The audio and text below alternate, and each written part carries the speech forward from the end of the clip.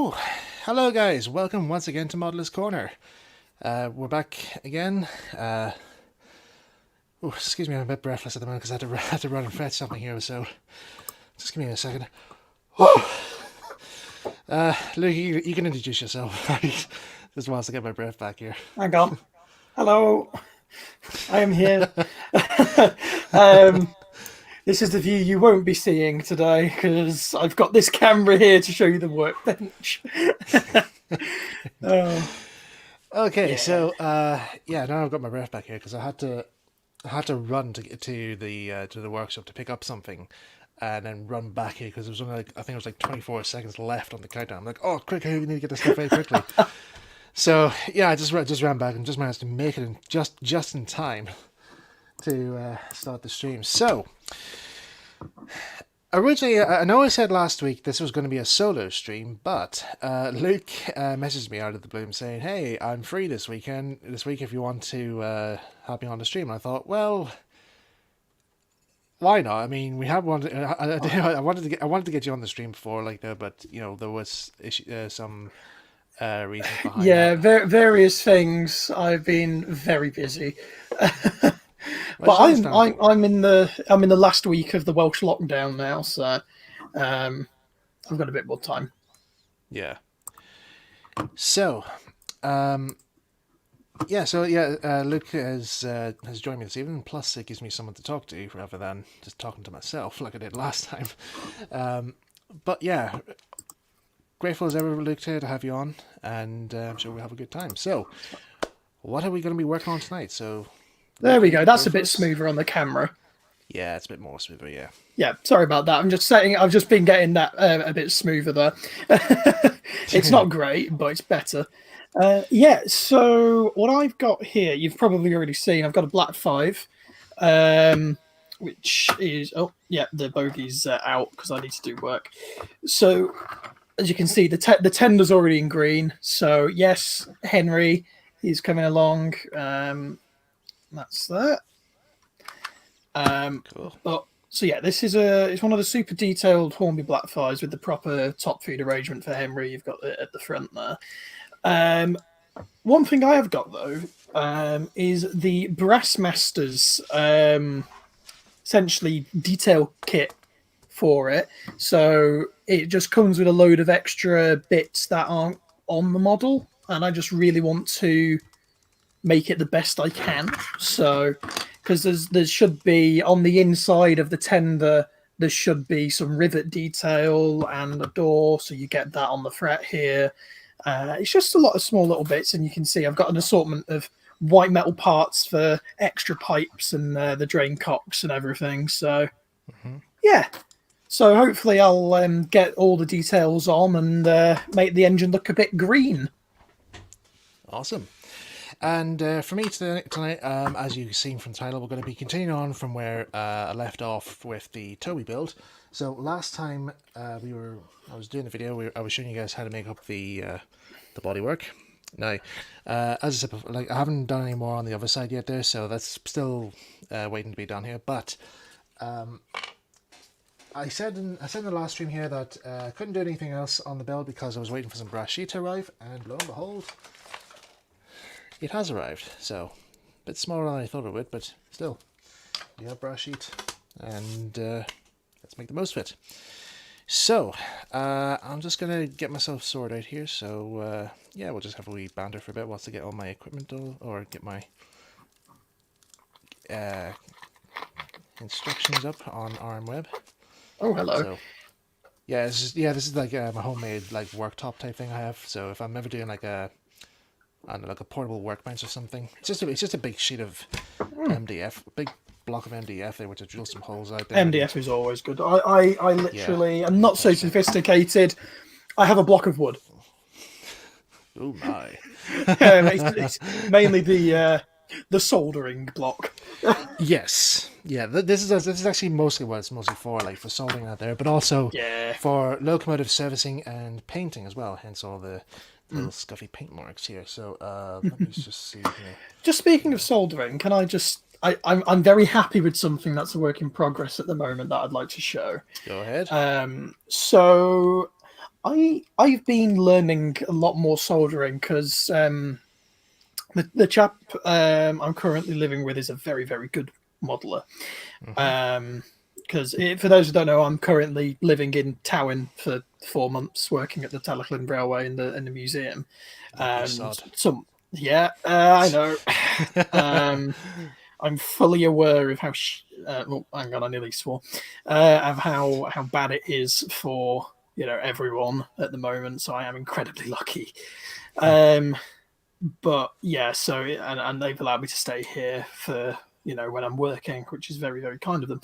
And he's a very good modeler, and yeah, I have learned how to solder far better. And this is my first brass coach kit coming together, and this is Clarabelle, if you can't tell. So, nice. What region is that from? Midland. Midland. Okay. Yeah, because obviously the Northwestern had a lot of Midland stock on loan in its early days. So I've kind of figured Annie and Clarabelle, being old and needing new paint, were probably something fairly old, and a lot of the Midland coaches are very, very nice looking. Yeah. Soldering question. I have let me move the camera. I can't be bothered taking it closer. I can zoom in. I have a soldering station there. It just plugs in, temperature control. About £20 from Aldi or Lidl, one of those two. I can't remember which one. Very, very good. Nice. I will have to be honest. Like Lidl is actually a really good source for getting they are great hobby tools. I mean, I've recently bought a cordless drill or screwdriver, portable screwdriver drill out there for £19, including battery. I thought, oh, that's a great deal, and my parents bought me a hobby sander as well, for sanding. Yeah, and then there's what all else stuff what else nail gun, staple gun out there for hobby electronic staple gun, all from Lidl there, and I thought, yeah, this is the best. It's really good. Yeah, plus there was a time they were actually selling Hornby train sets as well for good offers as well. And I thought, flip me. Wow, okay, I didn't know that. Yeah, there was somebody in one of my Facebook groups of railway modeling Facebook groups. They were saying, "Oh, Lidl's has these on sale." I'm like, "What? Where? Which one?" But, hello, Max. Hello, Max. Good to see you, mate. Right. Okay. So now I've got my instructions up on the on ARM Web. Not ARM Web. No, sorry. Real Lives. Why did I say ARM Web? Never mind. So. I'll see if I can share that part of the screen here, just so you guys can get an idea as to which one it is. So I'm currently cutting off bits of the fret. No worries. So these are the instructions I'm currently working off right now. So you can find these on Real Lives, and this is where I'm currently at right now. So if you want to go there, you can go ahead. Right, just to point out here as well, I know a certain voting thing is going on this week. Best not to have any questions relating to that there, if that's all right. So, sorry about that. Can't answer. If you want to see my political leanings, I'm very, very public about it on Twitter. Yeah. So, I won't go into it here because we're just here to make models and have fun. Yeah, that's the whole point. We try and exclude the outside world from it. But it's a privilege to be able to do that. But it's one of those things where it can get very draining, and this is a break from real world stuff. Yeah, it's a hobby. Let's see. But yeah, the only time we ever acknowledge the outside world is when we're getting reference for our models. So. Anyway, once Toby is finished, will you be trying to see if I find a kit or scratch build a Henrietta for Toby? No, actually, I won't, because I can't seem to fully confirm as to whether the Henrietta model in the Audrey study is a DNS kit or another brand of kit. It is not a DNS kit. I can tell you that now. Well, that's because you've heard that. I have a DNS kit here. There you go. I'm trying to get the right orientation, and the one in the study is definitely not this detailed. Yeah, I think, you know what, I might actually just do this. This is only, I know I did this once on Twitter where I showed Rev Awdry's Percy, but I'm gonna make one exception and share a photograph that I took in 2016 of the original Henrietta, if that's okay with you. Look, just so you can get an idea. It's my stream. It's your photo. Yeah, it's my photo. Okay. But yeah, from my point of view, I'd say this is a white metal kit. It looks white metal, in my opinion, but maybe it isn't. We don't know. I think it probably is. Yeah. So because a lot of some of the details in like the actual body, like the ridges, are quite soft. Yeah. Whereas on a brass kit, they are very precise. Yeah. Which is always a good way to. Oh, there we go. Right, guys. This is only a one time I'm going to be sharing this now, so here we go. This is my photograph of Henrietta. This is Rev Awdry's original Henrietta. So it's a lovely model. Look at it. So, but yeah, as you can see here, like there's areas here where you can see there's white metal chips on the buffer beam there, and there's, I think that's probably primer underneath that. I'm not entirely sure, but you can see there's bits of brass here. So, it could be a brass kit with some no brass, a white metal kit with some brass fittings. But other than that, from all I know, this model was made by PR Wickham. So for all we know, this could be scratch built. And it could be possible. But there you go. That's your chance to see it. John Lair, remember when Audrey Lair went to Culture in 2008? Yes, I do, because I was there, and I took the video of it operating. And I didn't know that the layout was going to be at Culture until the night before. Oh bloody hell! That's a decent surprise. Yeah, so I didn't know about that because my dad was asking me what time is the show on at, and I went on the website. I went on the tourist page to try and get information on that, and I saw a picture of Rev Awdry's model of Firecry, and I'm like, wait, what's this here? And it says, oh, the Firecry Master is coming to Culture. I'm like, what? Oh my god! Yeah. So I don't even know exactly. Scream. Yeah. The little how old was I back then? 2008. I'm 28 right now, so. Oh shit! This is gonna be a while. Hey, I won't be 10 years old. I'll be too young.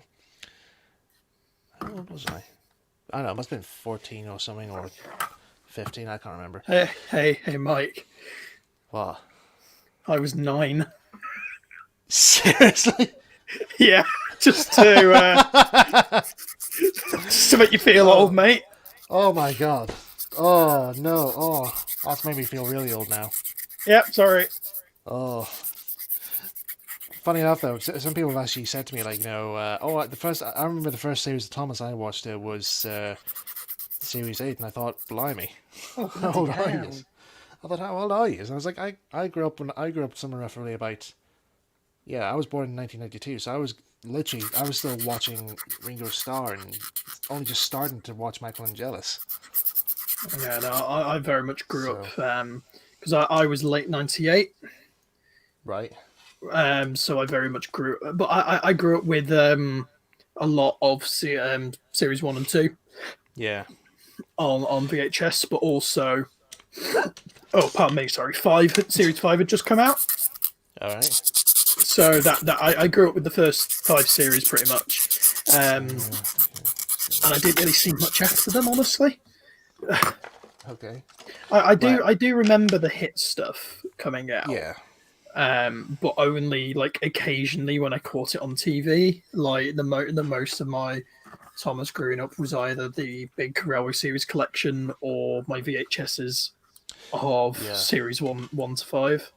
Yeah, because I mean, I still have, like I said before many times, like, you know, the only Thomas VHSs I had at the time was this one here. This is actually just a recreated cover I made. But I used to have this VHS tape and another one, which I still have somewhere, but I can't remember exactly where. Oh, you've just unplugged your microphone. Can you hear me now? Hello. Yep, there we go. All right. So I think my mic battery's probably Good thing going I'm here. Yeah, good for you. See, this is why I said earlier on. It was nice to have Luke on, so it could be somebody who can talk to. Just quickly, I'll just show people quickly what I'm just about to do. So, like I say, I've got a new etch press, which is kind of like the inside opening of the tender with loads of rivets and stuff, and all that good detail. And I'm just going to glue that in to the back there.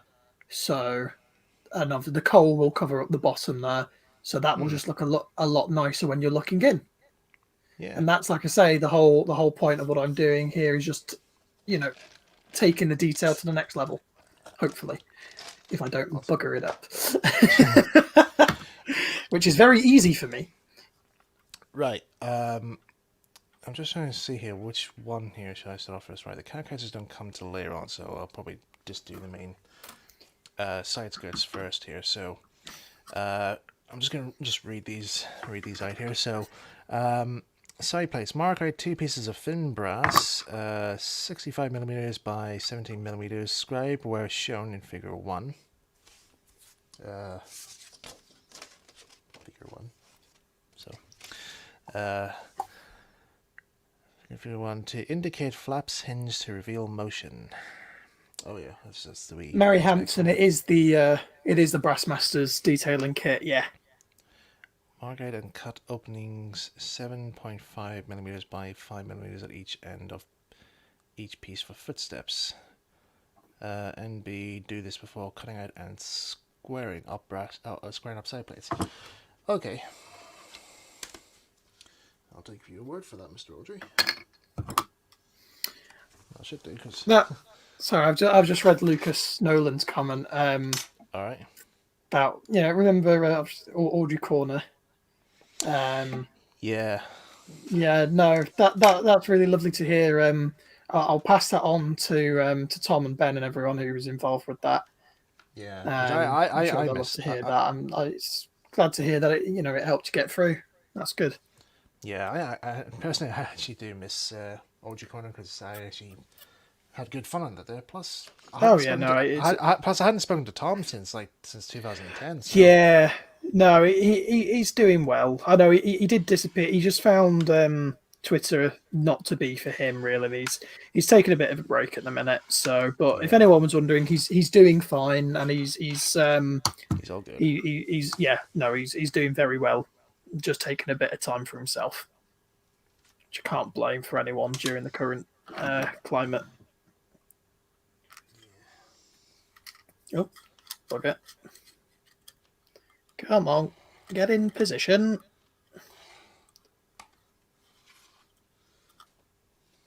I'm just using the blade of my screwdriver here as a bit of a to use as a scraper, because I don't really have one. I usually yeah. You should probably get a screwdriver. The pretty useful things. I've got a screwdriver. Sorry, what? A scriber. What was it? Oh, scribers.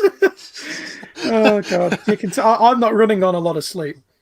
Time to get a bit of that. Oh, great.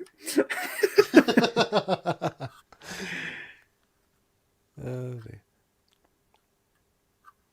No, I'm currently borrowing a scriber, so. What's this here? How's Talyllyn doing? How's the Talyllyn? Well, it's been going pretty well. I'm fairly sure they announced that the decision essentially is now, because Wales has already been in lockdown for 2 weeks now. We are coming out of lockdown on Monday. England has just gone into lockdown yesterday, and they're in it for a month. The Talyllyn was going to essentially be operating until the end of November, but now because England has gone into lockdown, and that's where a lot of pretty much most of the passengers come from, because it's mainly tourists. A lot of the locals, they're so used to, no one really does. It's not really for local travel. It is a tourist, attraction at the heart of it. So the essentially the thing is that they're not going to be running in November anymore. But Santa specials are still on, so and work is ever continuing behind the scenes and maintenance, so it'll survive. It'll be fine. But it's just a shame we don't get to play trains a bit longer. Yeah. Because I feel the same with my Metro Aerobic Club, because it's been a really good while now since I was down there, and I really do want to see some old friends out there, but also to drive trains again, because I miss them. All right, there we go. That's the back sheet in the tender in there, just above the coat. That looks a lot better. It's a bit of a grey at the minute. I'll be painting it a darker black to match. Yeah. And to cover up that little bit of brass there, but yeah. I don't know if you guys can see that there. It's best I can do here. I don't know what the best light way to show it here, but you can see I'm scribing in where the footsteps are going to be. So you can see probably right here. So I'm gonna be drilling out those the holes for these first, and then soldering the don't know what you call these, like the re-extruding parts. There, you can see it on this bit here. The extruding part. Oh, yeah, I'd just call them like the step covers or something, I guess. Step covers, probably, yeah. It covers the step. What is it? Yeah. Step cover. Oh, I don't know either. I'm just making it up as I go along. It's kind of reminding me of like when what was it? When I first met up with Daniel Long at the what do we call it? Midland Railway, or not? What's the Butterley? Butterley, yeah, Butterley. Yes, thank you. Step plate, okay, that's probably the name for it there. Anyway, he when I was talking with Dad out there, he came up with all these new names to call certain things. So like handrails on a Loki, who call them what do you call them, grab handles or something? Yeah, grab handles, and lamp irons, he called them lampy boys. Yeah, it's a little lampy boy. Wee lampy boy there, yes. We love the boy, and for some reason he just seems to find out. I don't know why. I don't know how, but we just somehow found the name very hilarious to say. Grab handles on Lampy Boys. So both him and Hayden just kept on quoting it for the whole day, and I'm like, this is brilliant. Both absolutely lovely guys.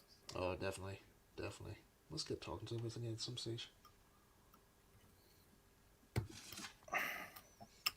Because I know the last time I spoke to Dan was like during, what was it, Niels's watch-alongs? Oh, of course, yeah. So, I would often see him chatting there. Another absolutely lovely guy. Yeah.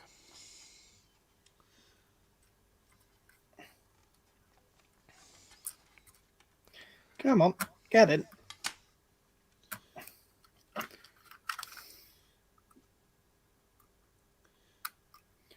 Don't even need any glue on that. That just kind of push fits in. That's always a good sign, man.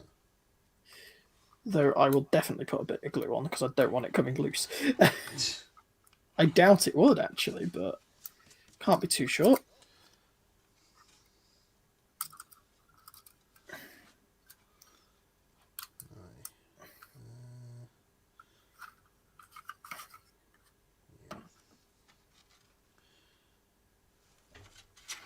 Sorry, I've just seen a comment from Heisler. Which is England's lockdown is by name only, in my experience, and yeah, absolutely.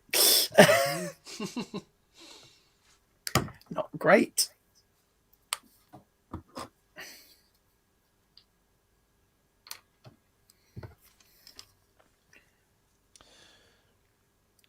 Bit of glue on the scalpel. Oh yeah. Earlier on today, before the stream started, I mentioned I think in the last week's stream that I was. It's my nephew's birthday tomorrow. He's turning 3 years. He's turning 3 years old, and he's now slowly become a bit of a Thomas addict. Very good. He watches I want. I know. He watches. He watches the TCC videos on YouTube Kids, and he's all been watching all the different videos and clips out there. Recently, he was watching I think it was the streamlining song from Great Race, and but yesterday he announced to me about his new favorite character in Thomas, and I was very surprised he chose this engine. And I thought to myself, well, he's made a very good choice, and he chose Skarloey. Excellent. And I says to him, why have you chosen Skarloey? And he says, because he's the best engine I've ever seen in my life. He looks amazing. Excellent taste. Excellent taste.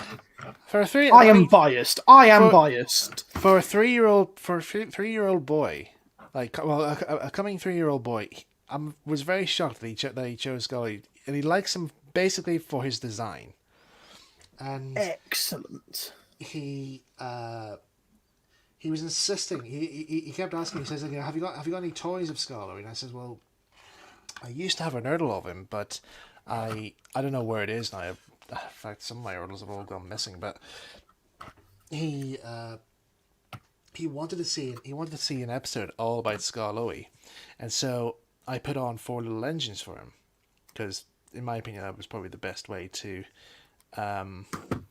to get him acquainted with Skarloey. And he sat through and watched all the way through it, and he loved it. And so I thought, well, Old Faithful next. That's that's basically it. So he asked for a book about Skarloey, and so what did I do? I ordered him a copy of 4 Little Engines, Railway Series book number 10. So that's going to be him. That's going to be a bit of a delayed birthday present for him. So I'm sure he'll like that. More than sure he'll like that. Timmy, are you now obliged to replicate Skarloey? Do you know what? I'm actually now sort of tempted now to make a model of Skarloey. Both in 009 and in 16mm, I think. In Garden Railway scale.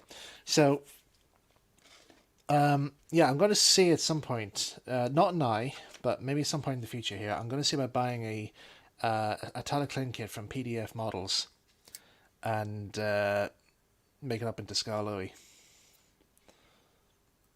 Especially for him, so... But I will make a narrow gauge. I will make a 009 model of Skarloey, because I actually have. I'm slowly in the process of making the Skarloey engines for 009, but my mind's now focused on the mid Sodor for now, because as people don't know, me and myself and Tim Fjord, who's in the chat there, we're replicating mid Sodor, and we're just going to try our best to make it look as good as possible. So, I'm sure you will. Aye. We better. So I think we've I can't remember what we devised it out. So Tim Fjord is in charge of the model making, like the locos and stuff, and I'm more or less in charge of like the track plan, sceneries types, I suppose. But I do have a model of Duke from a Gems kit that I think his original model was made from, because yeah, there's a close match there. So that's it's either the Gem or the Langley. There's only really 2 choices. Well, yeah, but you can. I think you can tell. You can tell from like the design, like the kit's design, really, which one's which. Because I think Langley's a bit more beefier, I think. It's the I think it's the more scale of the two. Yeah. Right, that's probably the best I suppose I can get on that. Right, time to do open heart surgery on Henry. Oh my. So let me focus it on that. Chassis off. Come on. Come on. There we go. There's the first incision I shall make in here. There Haha. we are. Right. Okay. Yeah, no, I do think it is the gem kit that he used. It's it's a lot chunkier in detail. Yeah.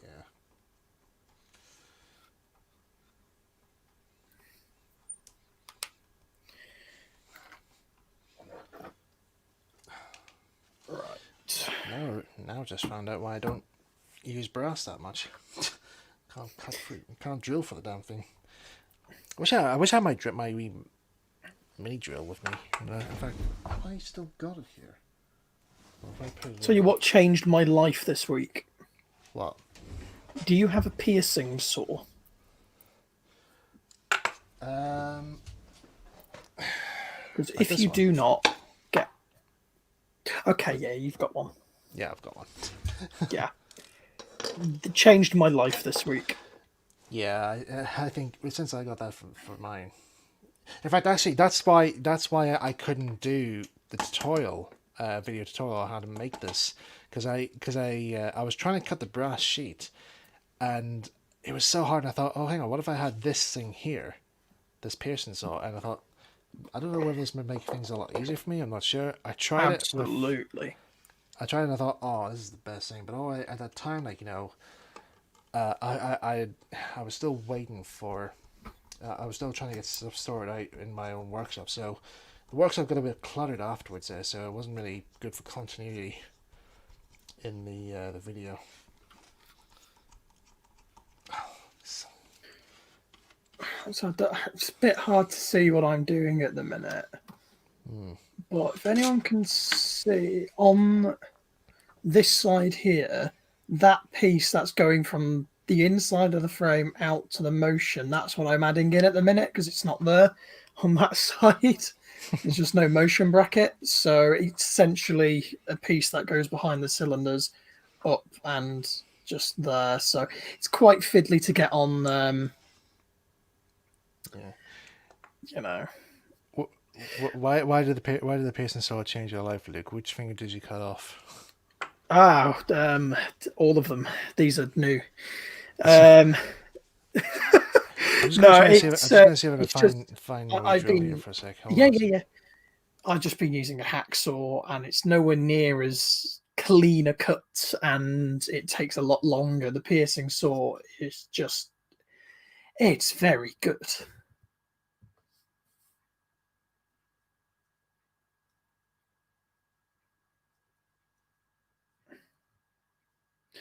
I don't like this. It's very, very quiet.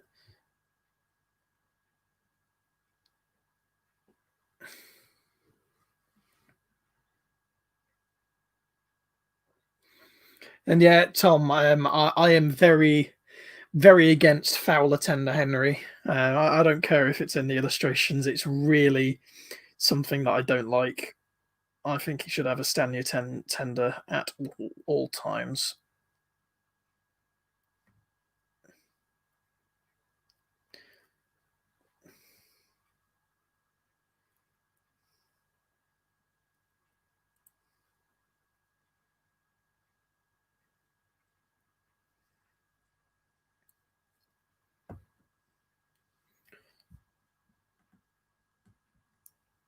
This is the problem with doing very fiddly things. You can't quite get it on camera properly.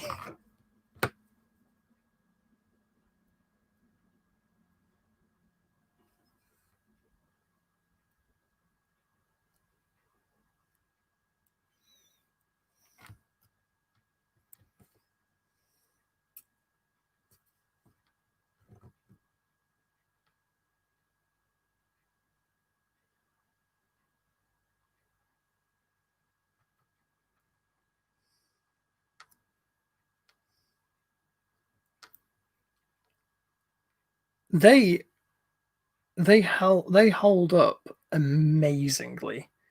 The ones built in the 80s, yeah, they hold up amazing. Very well built.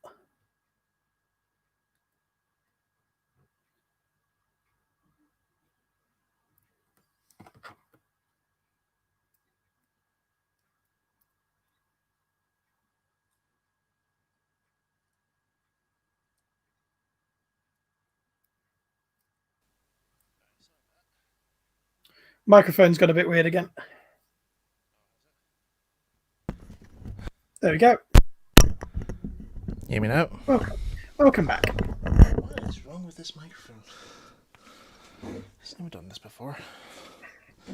Is it getting unplugged slightly? I don't know, actually. Let me just check. That's the only thing I can think of. Probably that, I suppose.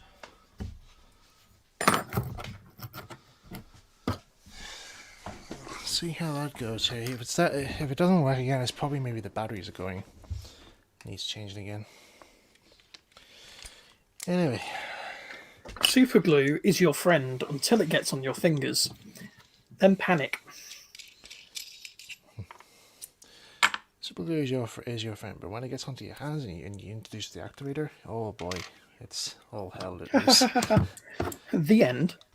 Yes, because the one I remember there was one time I actually first bought some superglue activator at a model show because I really wanted to try this stuff to see how quick it actually is to activate superglue, and at the same time I actually bought a bottle of Rocket superglue. Rocket card glue. No, not car glue. It was just Rocket superglue. Just Rocket superglue, yeah. Yeah, but it was like the very thin version, so it was very runny, and very stupidly, I was using it to assemble. I don't know why I decided to assemble this with superglue, but I decided to try and have a go at assemble a ratio coach kit, 4-wheel foot coach kit with superglue. Bad choice. Bad choice there. And also when you're using very liquefied, very thin superglue, it gets everywhere so quickly, and but then when you forget you have super glue in your hands and you're trying to activate the super glue with the Wii activator, the activator then spreads to your hand, and within about 2 seconds, you literally have a sudden freezing pain all the way down your hand, and you just get this big massive like white smoke or whatever appears on your skin. As it burns your hand. As it burns your hands and gets frostbitten. Fun. I see. Oh, drill. Okay. I see Ben in the chat. For the piercing saw, the one I'm using was bought from Squire's Tools, and they do a lot of tools. I got mine from eBay. To be honest, yeah, as long as you've got a blade with a decent sharpness on it, anyone will do. Yeah. They are just definitely. I will definitely recommend anyone who wants to be cutting through brass, cutting through white metal or pewter, which it's essentially how I did the windows on Clarabelle. This is a pewter end, and I just essentially it looked identical to that. So I just marked out where I wanted the windows drilled. No, I didn't drill a hole through because the drill took ages. I stuck a soldering iron through because it melted it, and then piercing saw through it and just cut out to your lines. And yeah, you can get it really nice and precise, and then just use a file to clean it up slightly. Absolutely recommend one for anyone.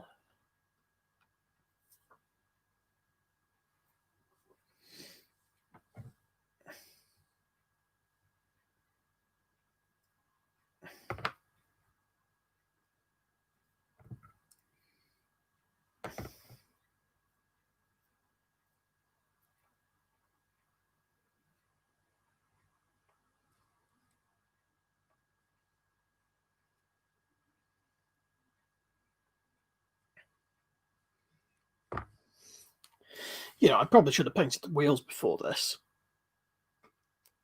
Oh well. Right.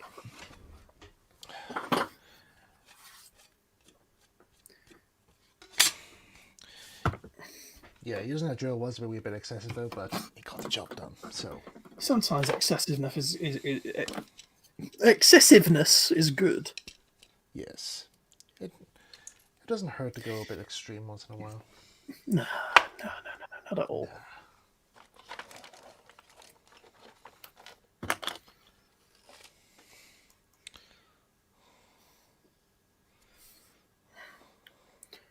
Trying to make sure you guys can see what I'm doing. That is one of the hardest things about Model's Corner.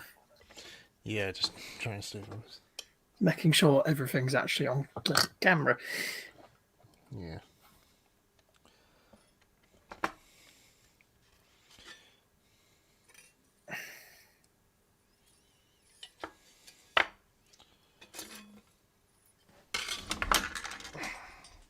This is where I think it's time for Mr. Vice to come in.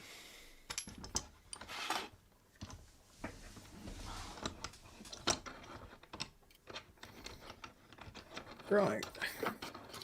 So that's on there now. Hopefully the chassis will go back in. That's, you know, what you'd hope. Yeah.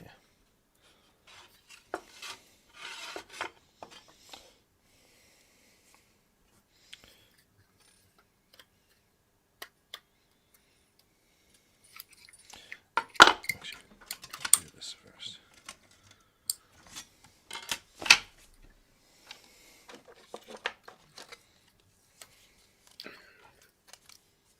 Very interesting fit. No, come on. There we go. Right, so just putting a bit of card in between this head just to protect the brass. Okay, you're being a pain in the bum. Time to file that down.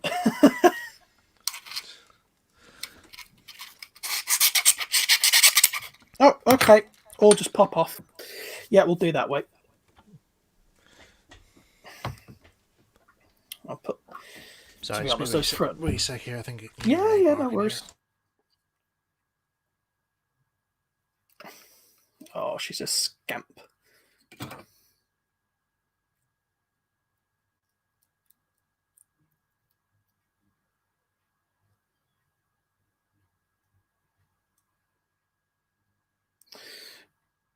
So, company boat guy, I probably will be removing them.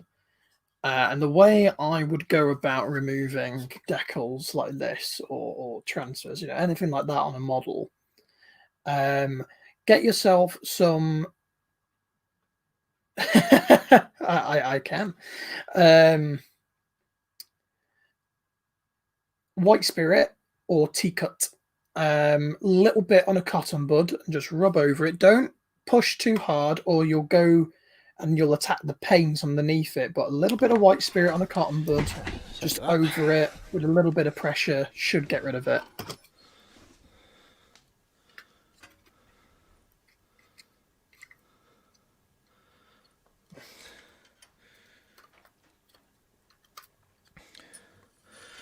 So Dan Hornby's asking you to pronounce his username correctly so I can remember next time. Yeah, Cymru. Cymru. Cymru boat guy. Cymru boat guy. Okay.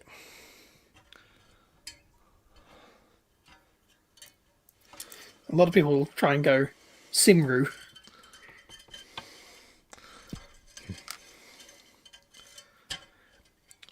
I remember the old days of the old SIF users and all that there. There used to be like a running joke about how to pronounce Eric's username. Sarama. As in, yeah. Or Saremi. But I think it was Gavin who told me. I actually did ask him. I says one time. I says, "What is the meaning behind his name?" And he just says, "Oh, just write it down." I was like, "Okay," I wrote it down. And he says, "Say it backwards." I'm Eric. Oh, so that's the basic story behind it. Right. So what I've done here, don't know if can I bring the camera over? Yeah, I suppose I could. Okay, I can see my chest there. Right. So what I've done here is I've put the piercing saw, drilled the holes here. And I drilled the piercing saw through these wee holes. I know the camera can't pick this up that well, but hopefully you'll be able to see here. So this just makes it a bit more easier for me to cut these out. And it's how it should be done, I think. But let's see how we get on.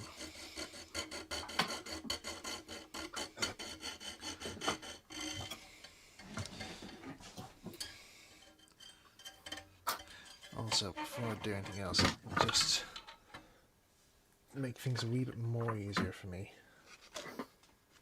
Where is that? Where's that pen gone? Ah, there we go. There it is. Right. Ooh, slight angle in it. There we go. Right, let's drill. Is that the right side? Is that what I've just put it on? Yes. What I'm just going to do quickly is pan over to the work in progress layout. Hope everyone can see that. Okay. Because I just want to test Henry out. Turning it on would be a help. Yeah, would help if I put the tender on. Yeah. I just need to make sure that gluing what I have hasn't affected it anyhow. Yes, Henry has become an 060 for today.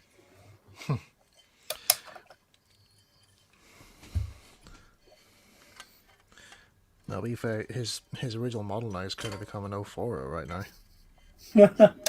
Well, no, it would be I know 02020. 02020.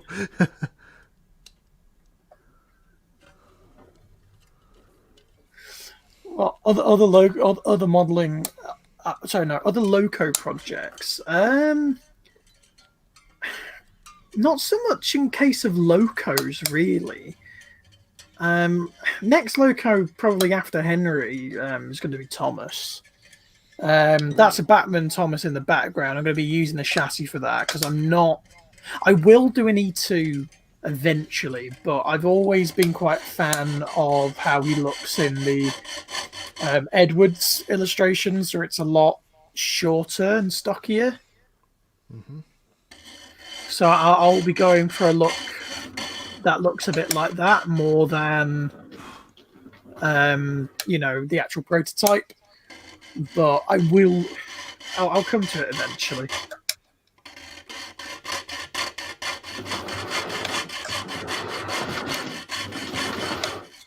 Right, there we are. Henry on the tramway. Something you won't see often.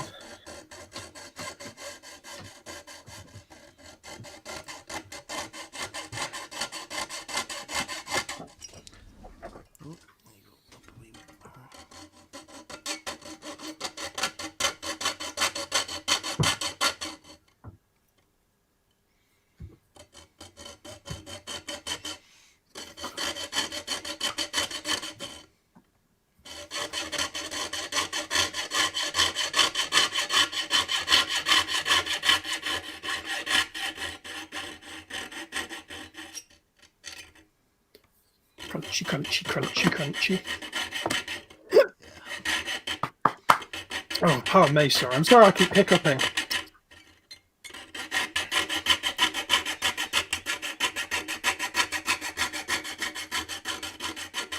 Huzzah!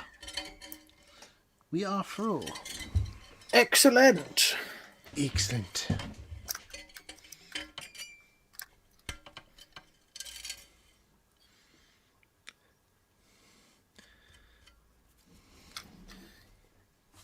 If I enjoy if I do say so myself. Lucas, I've also used a Midland Railway coach, but mine is a Clayton. What's the type? A 43-foot brake third. Ooh.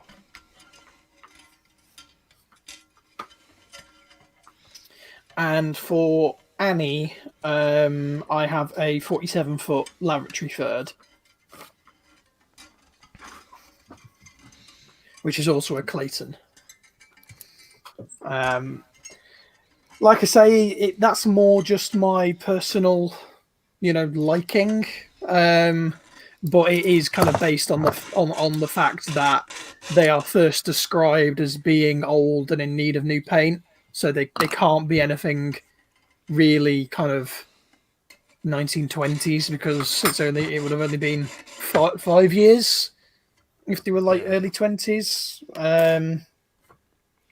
And like I say, the Northwestern had a lot of Midland and Furnace stock on loan in the early days, so I think they work quite comfortably as Midland coaches. By the way, is my song a bit too loud here? It's not deafening. Could be a lot worse.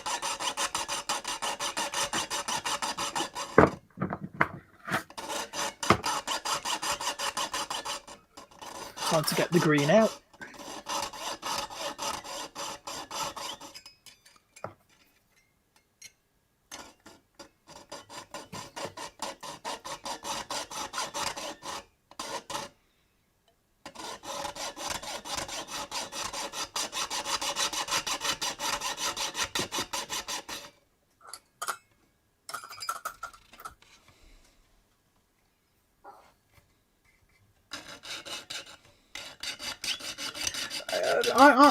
I disagree. It raises her up from the other coaches, so she has a first class.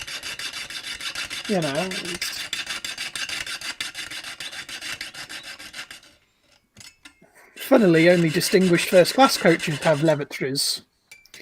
It is a Citadel Games Workshop paint. Yeah, it's moot green that I use for my Northwestern green. I generally use Tamiya paints, but this was such a nice shade and they apply really nicely. So I use those for my Northwestern.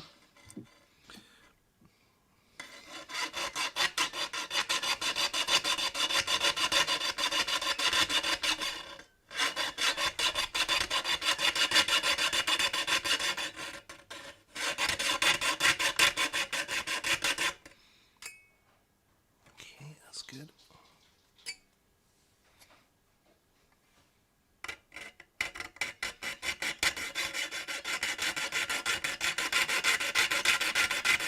Oh, bugger. Did the blade just break? Yep, like a guitar string. Fun. Oh, well. The best thing with those kinds of blades is to just not apply any pressure, but then you need pressure to do stuff, so it's a bit of a... Yeah. It's a bit of an annoyance. It is, yeah. Never mind. At least I came prepared. Uh-oh. Michael started the snacking. Well, drink services at least. It's only Pepsi Max. I have got a litre bottle of Dr. Pepper next to me, so I cannot say anything. I came prepared in a different manner. And not a Great Western one.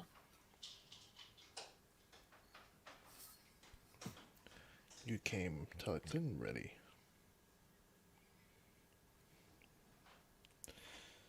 Yeah, that wasn't a good joke, that one. You used to get manners going through here once upon a time. I always forget that it's technically Great Western. Well, I mean the railway isn't, but it's in the region. No, I didn't say anything wrong with Dr. Pepper. But I actually quite like Dr. Pepper. Pepsi Max is my favourite though. Yeah.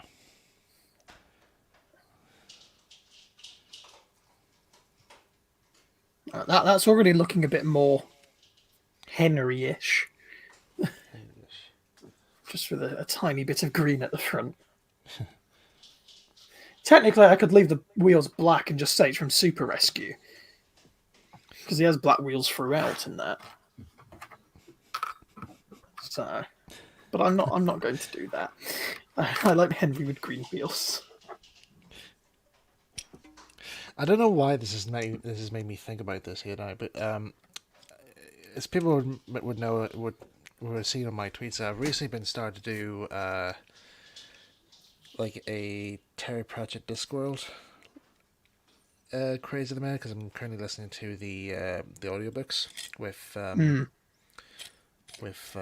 Stephen Briggs narrating, and I've only just started listening to the ones, my first one here with Nigel Planer doing the narration, because he was one of the original narrators for the Discworld audiobooks, along with Tony Robinson, I think. But I do remember saying on Twitter, like, it's hard. I'm starting to listen to this this first one of the Ankh-Morpork City Watch, called Guards.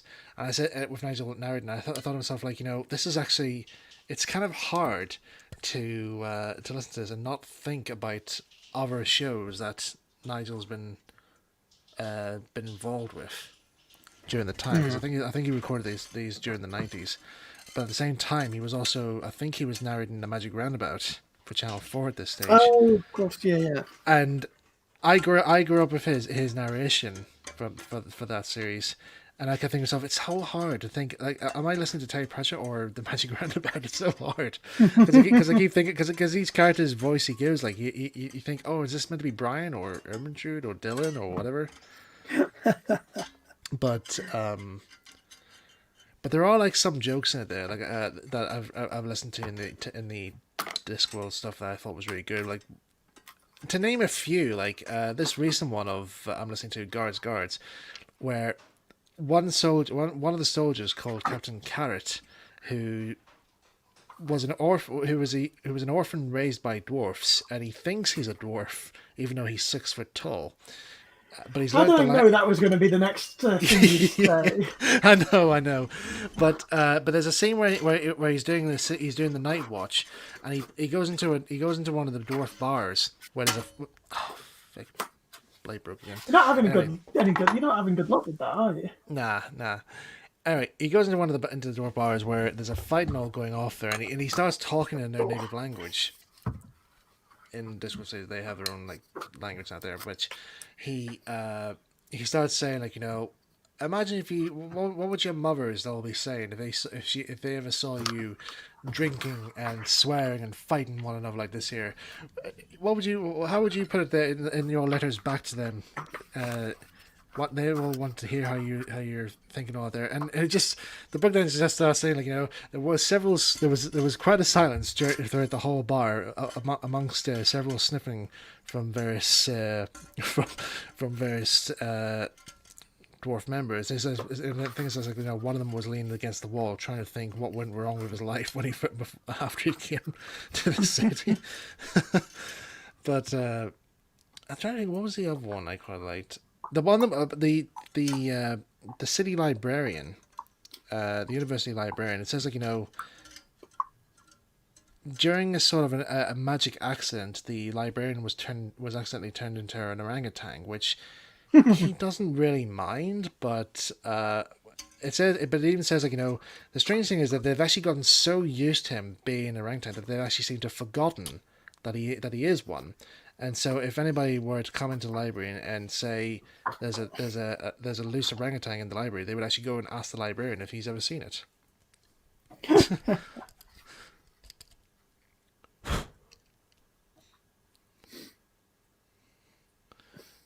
But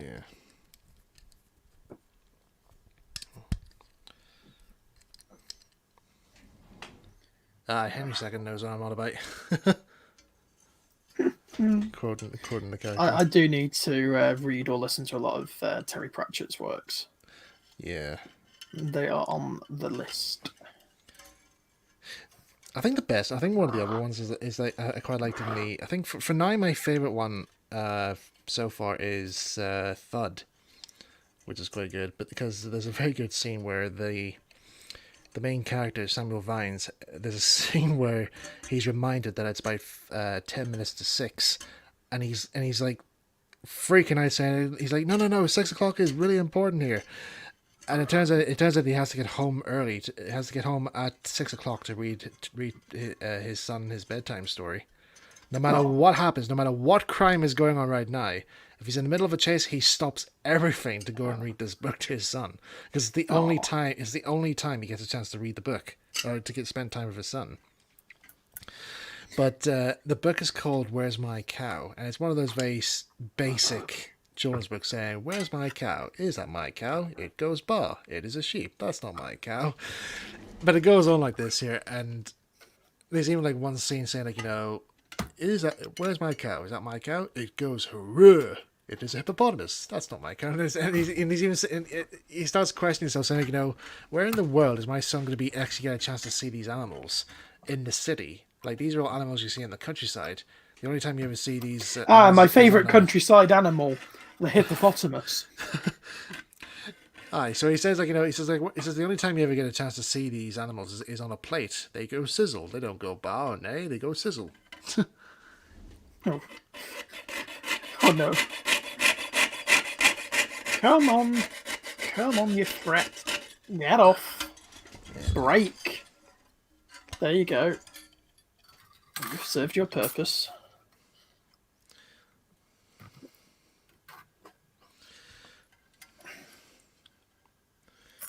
Right. Oh my lord. I need scriber. An hour's passed already and I've hardly done something. Hardly done much. Me neither.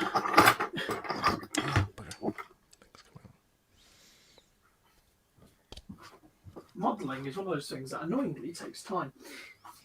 Yes, 3 hours are not enough. And if there ever was if I ever did get like a proper day off or whatever, if there's nothing that needs to be done, I'd have the whole day to myself. I would probably maybe just do like a whole day of Modeller's Corner, just. Oh boy. To do something. See, and the good thing about that is you could have multiple guests. Well, at yeah, different time. Yeah, so but the time what I have right now, unless I get the upgrade for StreamYard not there.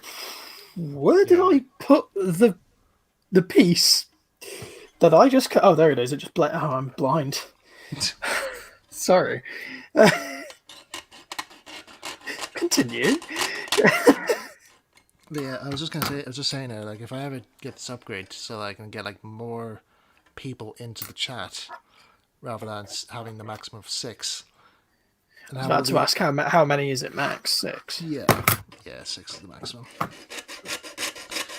But with the upgrade as well, you can also get you can take away the watermark of StreamYard. You can have your own backdrop. You can play videos. You can have your own intros for your stream. Pretty good. Yeah, but the only thing that stopped me from doing that there is because the cost for it per month is quite a lot.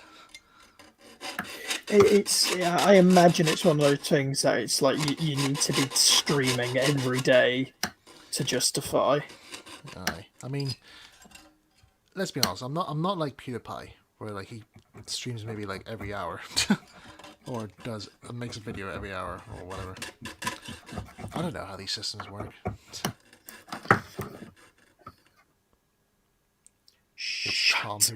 It's Tom who loses things on Whoops. Scribe that at the wrong place. Okay.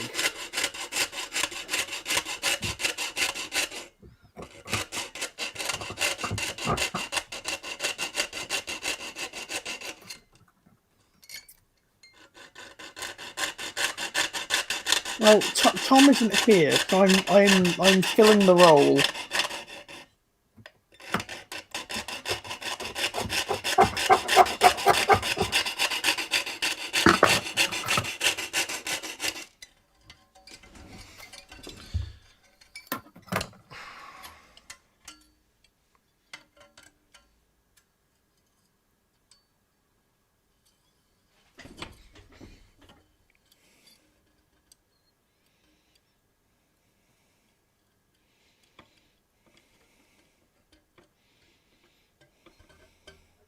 Fold that up.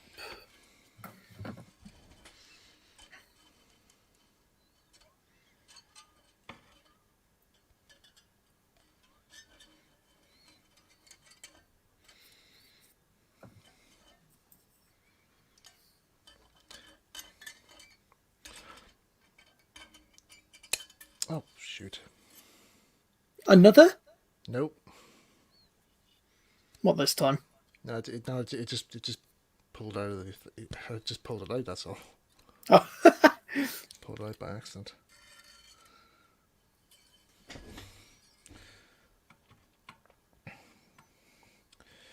God, doing this is like trying to string a violin. When you tighten it there, it sounds like one.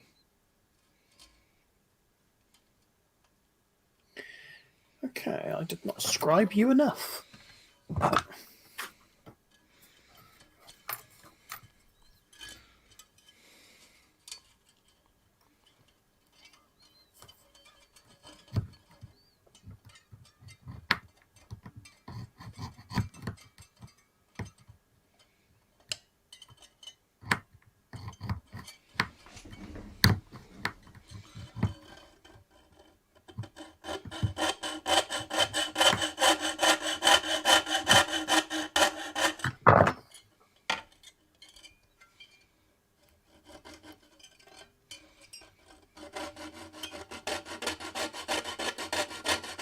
Oh, okay.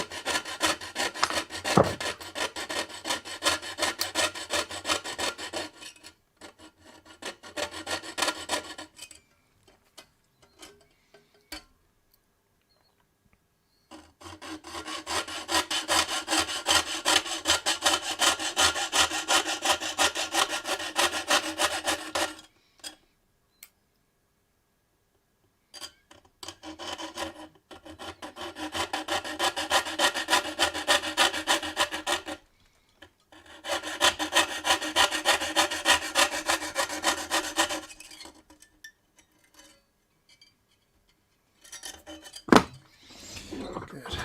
That's done. That's it for now.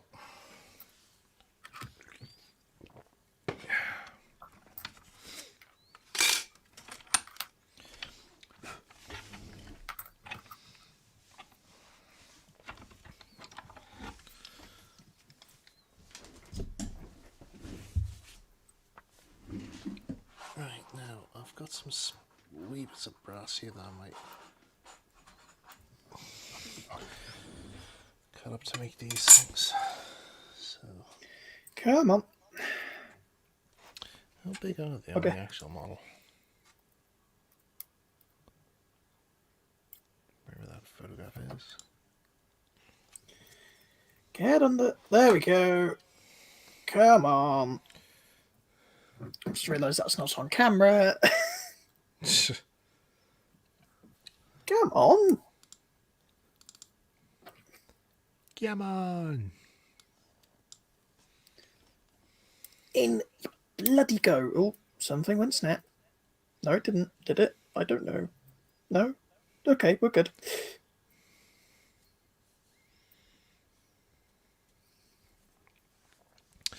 Oh, need the vice again. Ugh. Back you come, Mr. Vice. Your time is not over yet.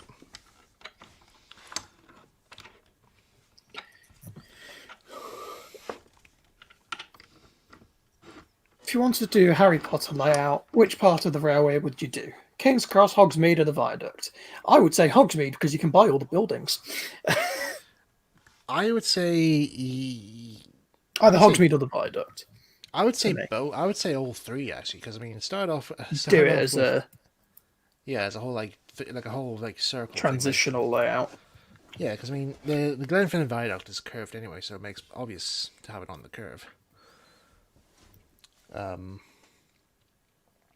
But yeah, that's what I would do. Though then again, what I actually kind of found quite annoying is that in the films, Hogsmeade they've changed the design of Hogsmeade. So like in one of the later films, it's actually a small halt, whereas in like the very first film, it's like a nice country station. Yeah, it's oh god, I forget the name. Leversham, I think, Yeah. on North Yorkshire Moors. No, not Leversham. No. It's one of the North Yorkshire Moor stations. Yeah. got Not Gromont, not Pickering, the other ones. the other one. God, I remember I got bitten by a border collie in Pickering. Oh no. Yeah, I was in one of the model shops there, and there was this old lady who had a dog there. I know exactly which shop it is. The dog Yeah. was a terror when I went. That's it, Goathland. Goathland, yes. That's Hogsmeade.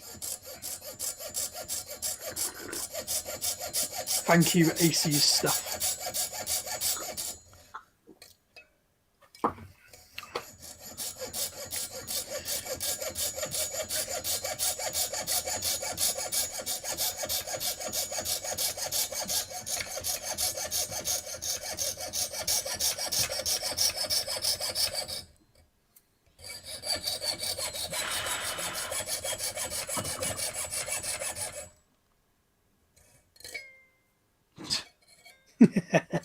Just love that noise. Got yourself a new guitar there. Yeah. Ah, no, this is cutting it too thin now. Never cut straight. Never cut straight. Oh well. God, adding these motion brackets and frame plates behind the cylinders is a pain. I'll try on this end here. It's one of the most awkward places to reach because you've got all your lovely valve gear in the way.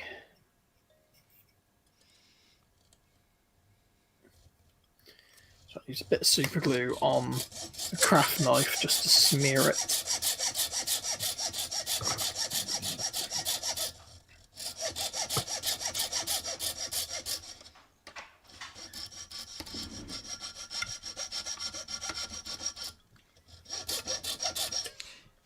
Why is always going at an angle?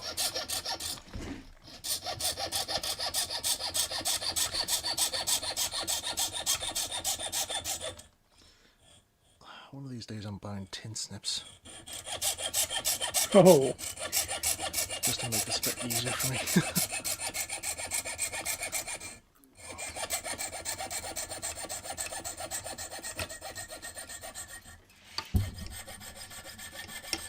Why is that cutting at an angle? I cut straight and it keeps going at an angle for some reason.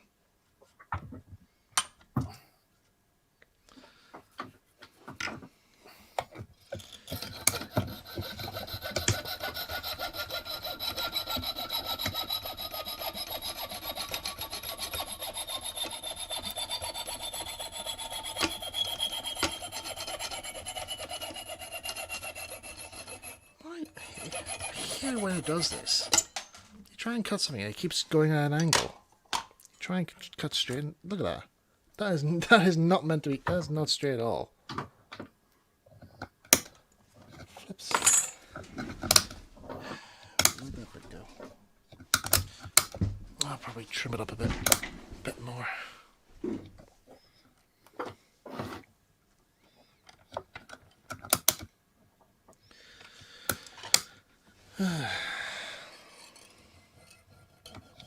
Ow.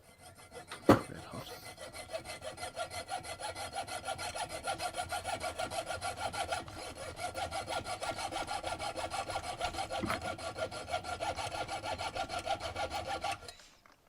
Again, it's doing it. Fucking thing's doing it again. This piercing saw's not being my friend tonight.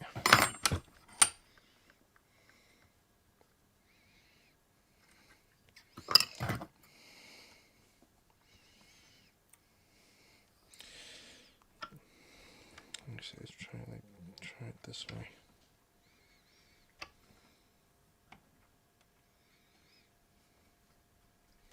see, I did have, that realization of I probably should have painted the wheels and everything first, but I don't do things easily. And it probably would have been easy, but painting wheels behind the rods isn't actually too bad. They're just breaking all the bloody Yeah. yeah. Well done. I know, but I only just tapped it to make sure it was just thing I just ran, like just tapped it, was like ding, and it just poof, just broke. It's probably worn anyway. Yeah, no, it would have been much easier to take it apart and stuff, but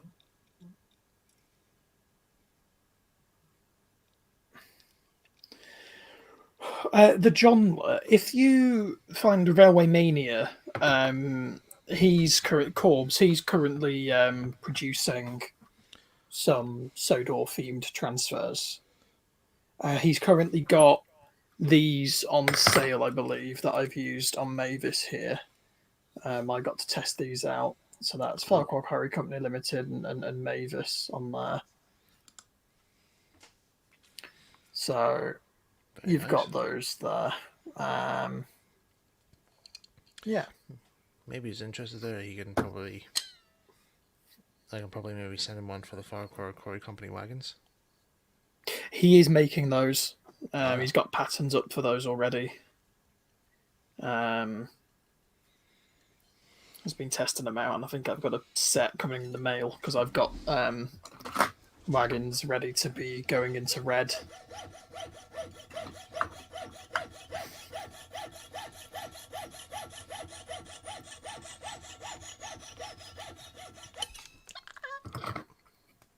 Yeah, I think Ben's got a thing. Maybe the blade's a bit too tight. Possibly.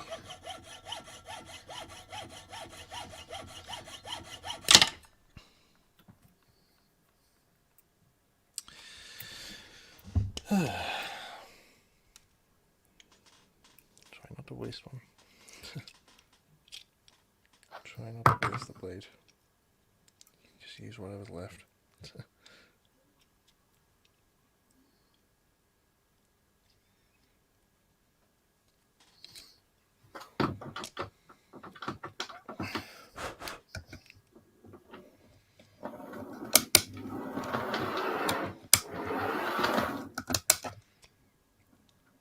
All running okay?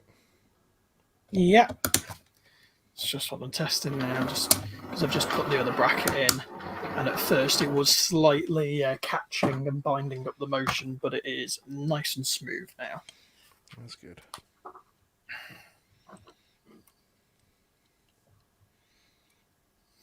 Excellent. Excellent. Yes. Excellent. Right, now I've done that, I'm going to get onto the slightly funner stuff with Henry. I have noticed my camera's flashing low battery, but I've got another battery, so if it goes off, don't worry. This was fully charged at the start of it. Yeah. I would get the Dremel light there thing, then, but I haven't got the Dremel with me right now. It's down at my Model Railway Club because I'll loan it to them. Oh, frick's sake! Why are these blades so fragile?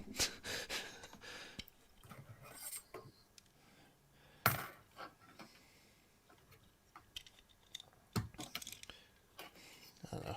How many blades is that now? 5? 6. Tiniest part.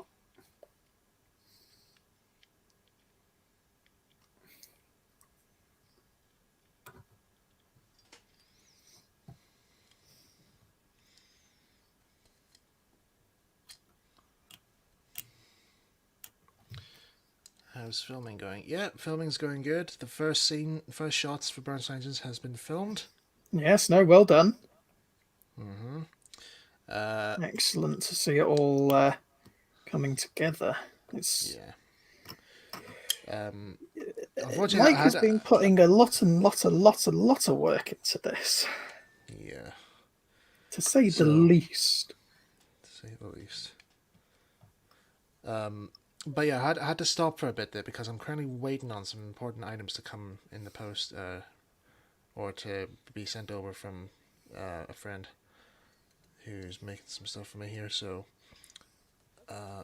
once they are finished, once that's all sorted out, then filming will resume at a more faster pace.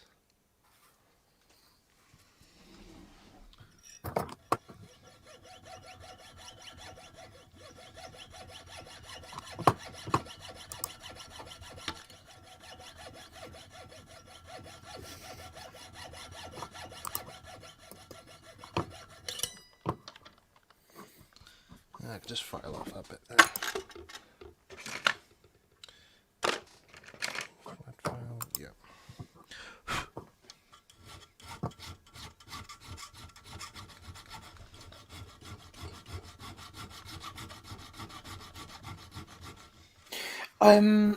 Lucas, in regards to the question there, those stories weren't written with any time period in mind, because it was before he started really going into the history and the lore. Tank Engine Thomas, again, is the first time he mapped something, which was Thomas's branch lines.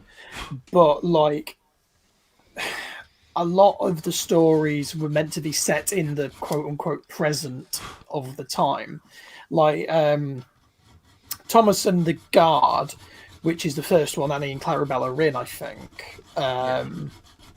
That is set in 1925 because Henry's still blue. And that's the first time we get told that they're old and need new paint. And, you know, it would make sense for them to be talking about at the time. So that's how I see it, at least. I don't see why you'd be talking about them from the 1950s perspective as such. I thought Tank Engine Thomas was written in the 40s. Sorry. 49? Yeah, 49, sorry. 49? Close enough. But yeah, because like Thomas and the Guard is 1925. Thomas.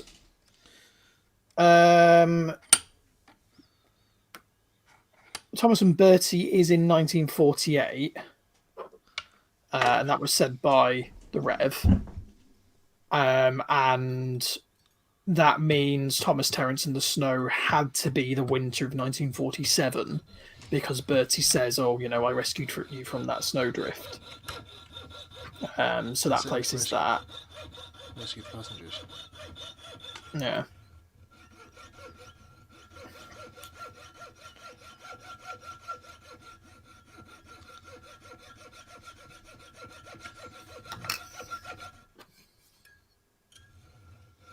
There we go, this one.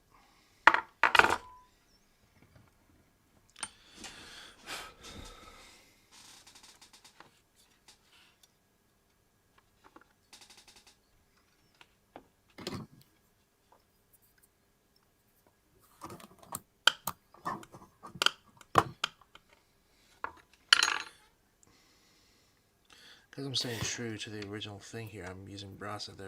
If I was to make this out of plastic card, it'd be, you know, a lot quicker at this stage. But you are absolutely going for a replica of the original. Well, I have to. It's your brand. It's my quest. My brand.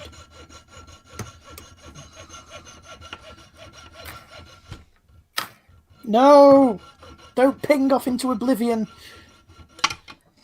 No, I've got you. It thankfully landed on my jeans. The carpet gods will not claim you today. I hate the carpet gods. I want them to burn. They're a bunch of idiots.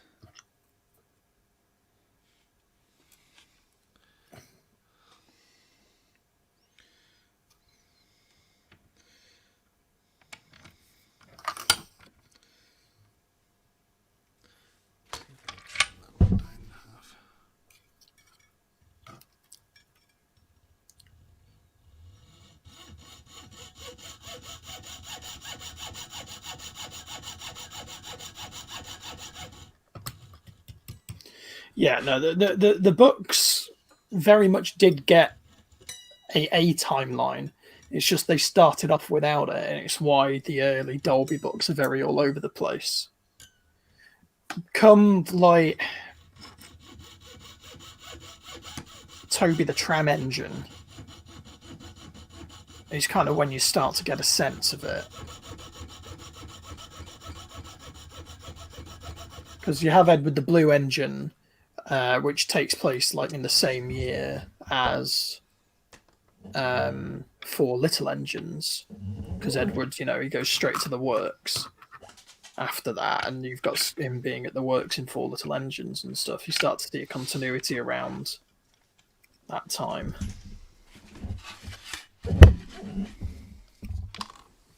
That's rather very nice. I'm try and see if I can get one of these soldered on here. So I'll just be back in a second. I just need to go and get some methylated spirits. methylated spirits. Yes, I need to remove some dodgy factory weathering. Interesting. I say dodgy factory weathering, it's just factory weathering. I'm just not a fan of it.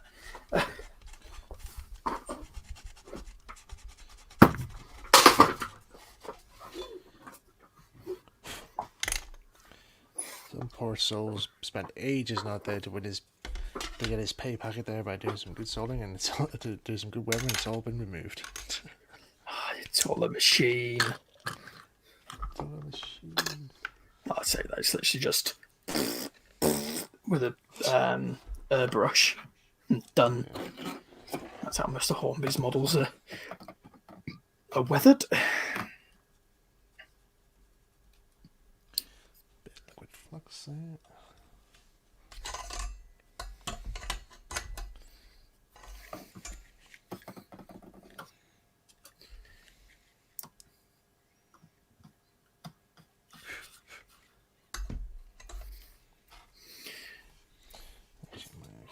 If I had some Decal, I would probably Decal bath it, but it could also completely strip the model. Yeah. And weaken the plastic, which I do not want to do.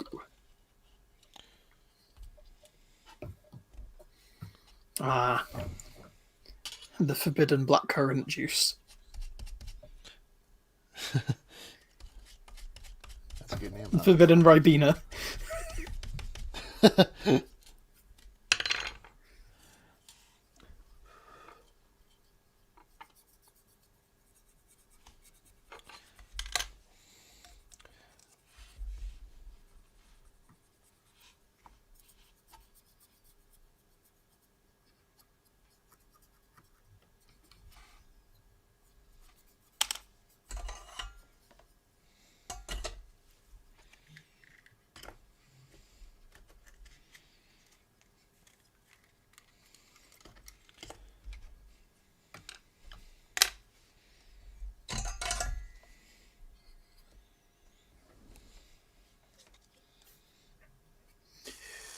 I have taken many swigs, Becca.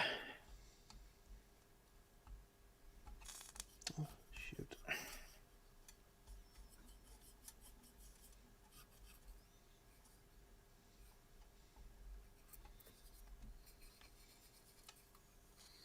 So just to give you an idea, like, let's get the light closer in.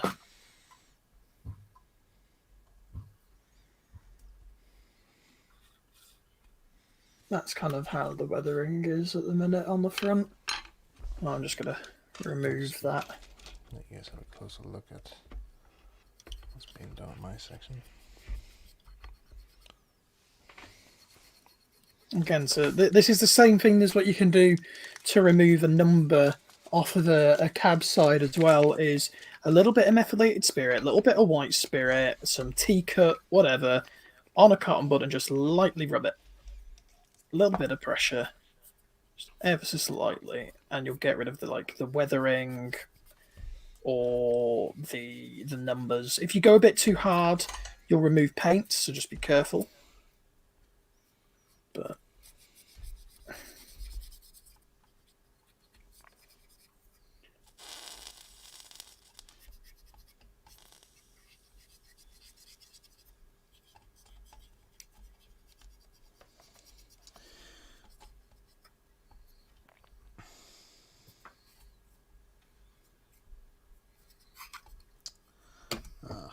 go in the blob, didn't it? What kind of flux are you using? Liquid. Doesn't really say. See, that's the thing. I was about to say using paste or liquid because I'd always use liquid. Yeah. From some guy called Barry Stevens. Never heard of him. Neither did I. It's the first I ever heard of this book. Actually, let me try something. Actually, this might not be the right way to do these things, but it's worth a shot.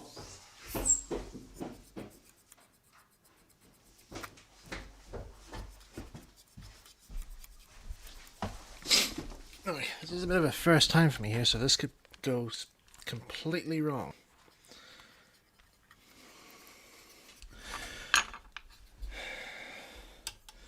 Stand by.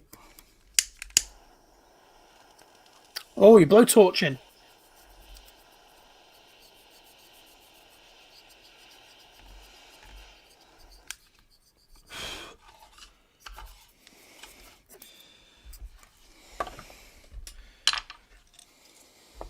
That worked better for you. It better be.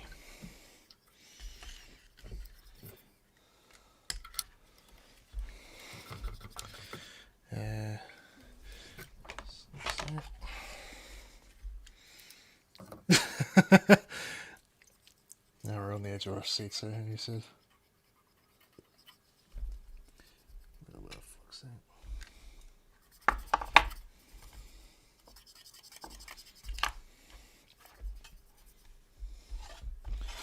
Like I said, this could go well or go wrong. We just don't know yet.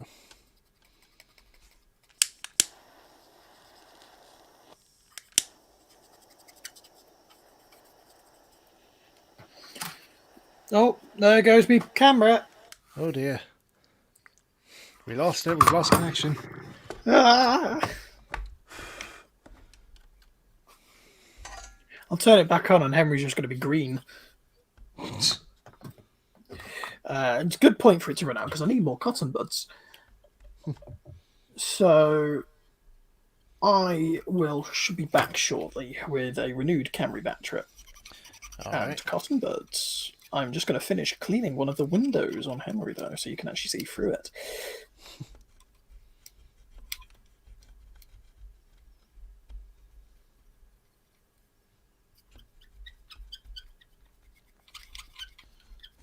People are expecting I've burnt myself here with my blowtorch, but I haven't. They need the drama, mate. They need the drama. Oh, well. It's what daytime TV is, got everyone used to. But this isn't daytime TV. Nighttime TV, then. You know what I mean. I think they'll be looking at something different for nighttime TV. Oh, no. But we haven't got the budget, nor the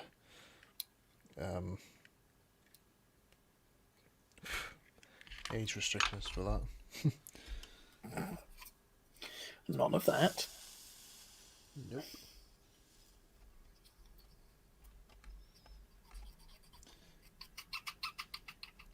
Probably have the Brigadier or something from Monty Python come out. Nope, stop that. Stop that right now. None of that. Right, none of that now.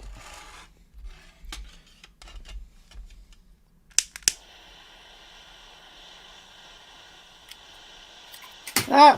No, there goes Henry. He flew. I don't think he wanted to, but he did.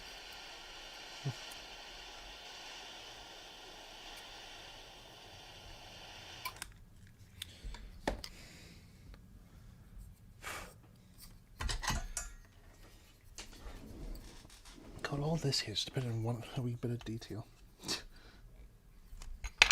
It's just the price you pay. I know.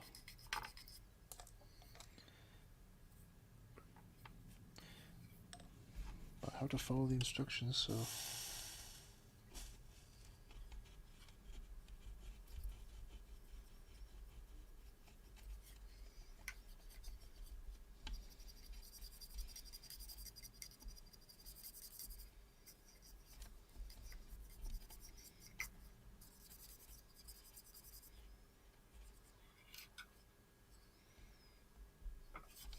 Right, I am. I will be back soon. Okay.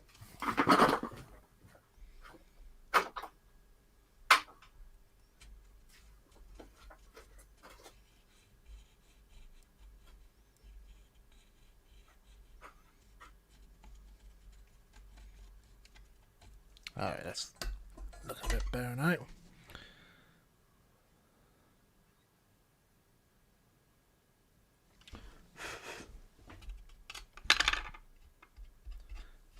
Still a wee bit lumpy in parts there, but yeah, a bit of sanding there will sort that out. Oh shoot!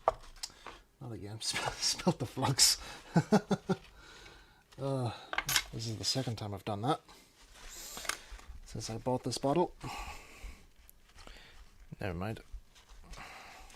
There's still enough left. It's only a little spill. Yeah, there's loads left.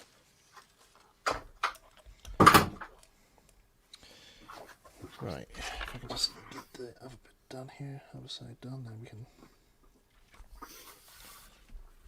try and get the other bits sorted out.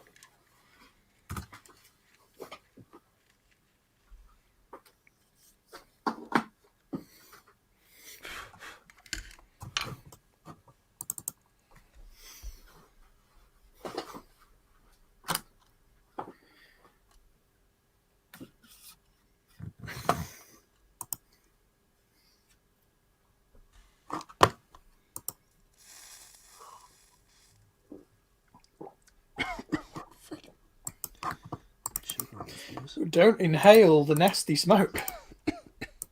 Now he tells me.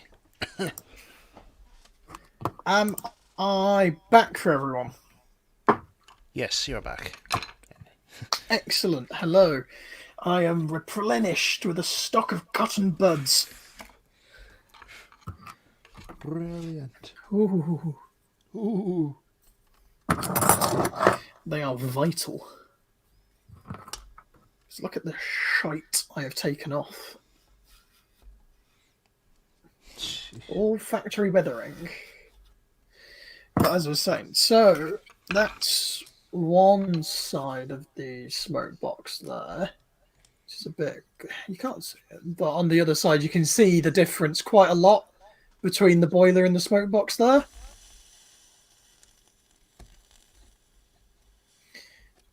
Just how much shinier it is there. That's what I want. So that's just removing the grub and the matting and just giving it a nice sheen. But yeah. And like I say, I've removed all the guff and gunk off of the windows at the cabs. So yeah.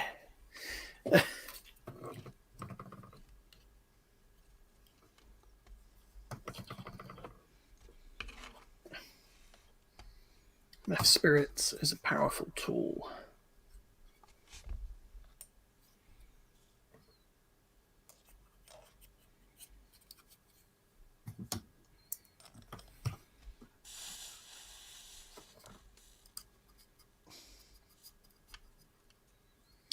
Now that's a good question, LNEA Free Productions, and it is simply because Henry is a black 5 with a top feed at the front here.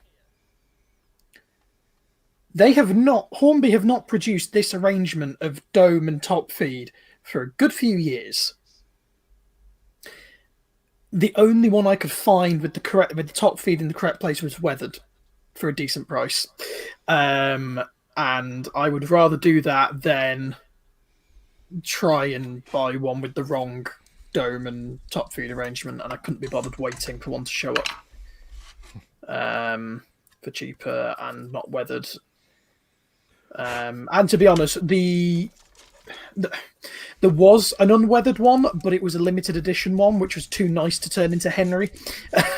I would rather, let someone who would actually appreciate it as the limited edition one buy that than buy a limited edition one to turn into Henry. I'd rather buy a bog standard one and just, remove the weathering. And it was a bit more expensive because it was a limited edition one anyway. And like I say, it's nothing outside of what I can do, so I'm not too fussed.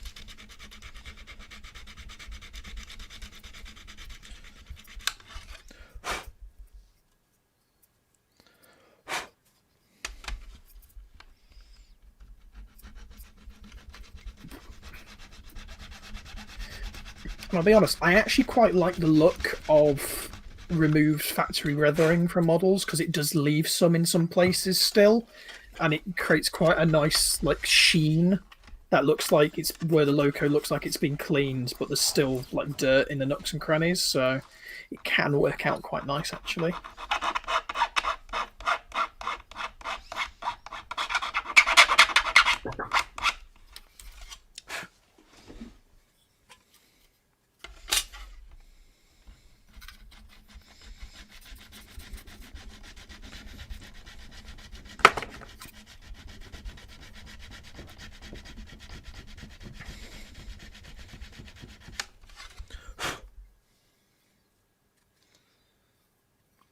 Yeah, that looks much better now.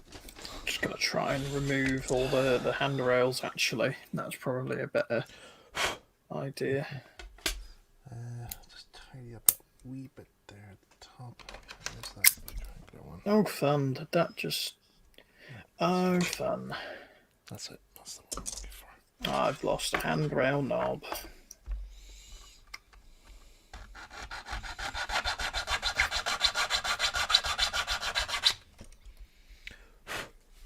Hooray, hooray. Should have done that. That would have been the better solution, Luke. But no. No. You went for that one instead. Yeah.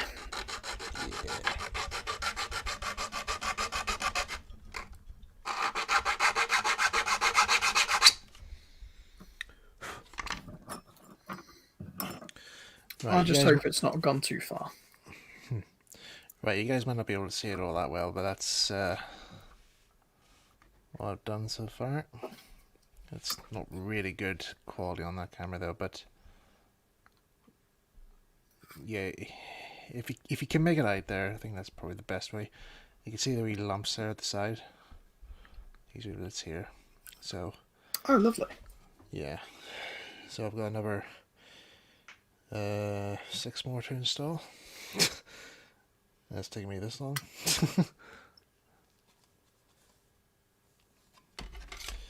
Oh well. It'll be worth it. Yeah, it'll be worth Probably. it. Actually, I do have a thinner version of grass strip somewhere. I need to see where that is. I did have a put aside ready for the stream.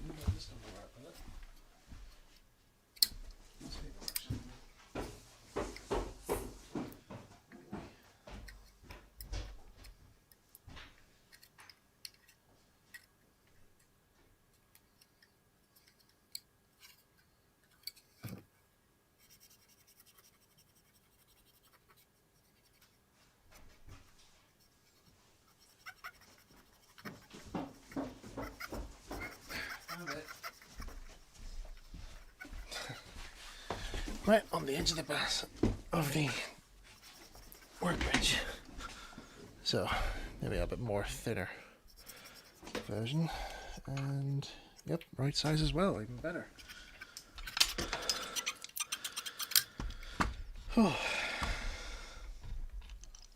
Ah, so that's how that goes together. Okay.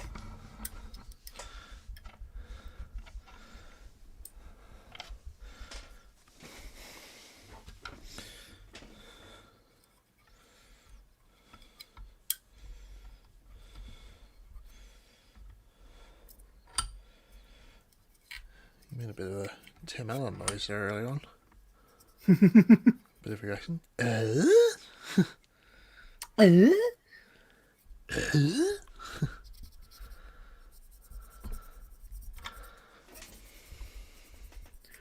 Oh God, Ben, you were right. Where is I'll never. Oh no. Should have Oh, listened. Yes. I should have listened. You should have heed our warning, but no.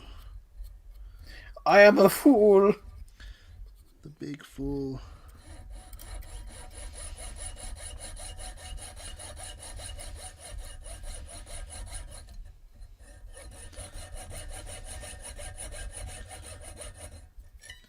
Once again, the piercing saw keeps cutting at an angle. Why? I want to cut it in 180, not 45. Have you made sure that you're like look down the blade and see if it's slightly skew-if or not? Probably should have. I have to actually.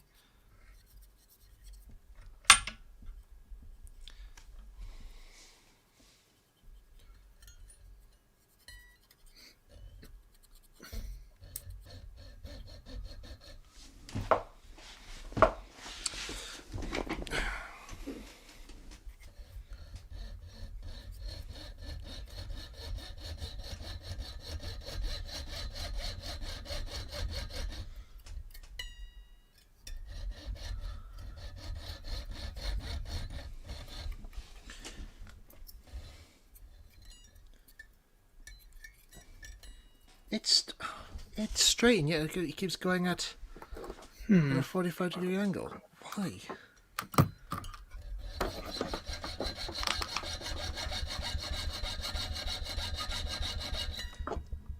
Oh no! Now it goes straight. Now I've broken it. I knew that was coming. Yes, I don't know. I might just take it roughly here, I suppose.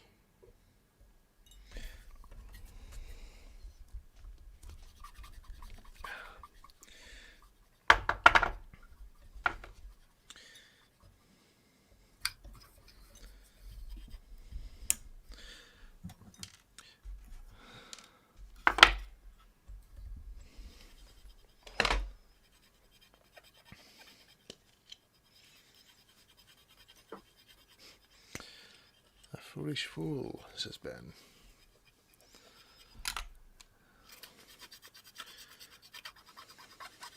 I am one of but many. Well, you know, every time I always keep quoting Audrey from SAF's version of Winning the Willows every time the word foolish fool comes up. It's like when Mull goes off to see Badger, he leaves Ratty a note. In their version they just say, like, you know, couldn't wait any longer, going to see Badger and all so forth, so I told. PPS, hope you didn't took a ham sandwich with me, hope you don't mind. To which point Ratty just says, "Oh Mull, you foolish fool, that ham was at a date. You'll get food poisoning. Oh yeah, you might die in the wildwood, but yeah, you'll get food poisoning worse." So someone was asking before, this is kind of what a little bit of methylated spirits has done to the number after a bit of rubbing. Cool. So you can see that's just getting rid of it nicely.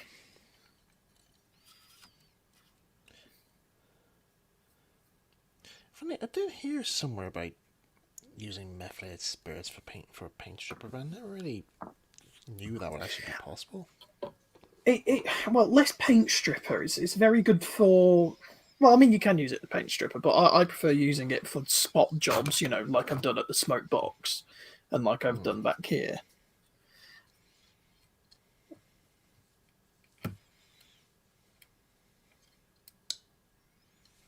So LNER A3's just asked just a general question, I think, to both of us, saying the models you're making, are you just going to have them on your layout, or are you going to use them in a series or something? Even they are not done yet, I know they are going to look. It's going to look great.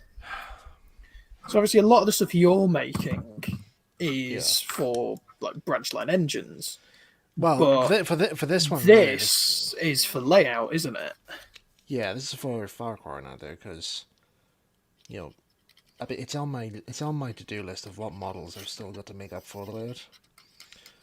I mean, there's still lots of like rolling stock I still need to make up, and I mean, I've pretty much made most of most of the rolling stock associated with Farquhar Mark II, because you know I've taken all the reference photographs I have of most of the rolling stock, so I was able to get good list of all what there is. Plus, I think the Talyllyn Railway also very kindly provided me a stock list that Rev Awdry had for Farquhar Mark II, saying exactly which item of rolling stock is needed for this here, and it even says on the thing how much it actually costs to insure it, by what year. Yeah. So I thought that was quite yeah, no, my models, like for the most part, I'm making these just for the hell of it because I love doing it and I love the Railway series and I want to kind of just do my take on them and model it as I think maybe the Reverend might if he had access to modern models and modern tools. They will be going on layouts. I'm making a couple of layouts at the minute. God help me. The one you're working at the minute here, is that just like a section of Farquhar, is it? It's a section of the Farquhar Tramway, yeah, and that should hopefully be done ideally this month. I want it done this month at least, to some degree. But I do plan on using my models for videos, maybe not a series as such, but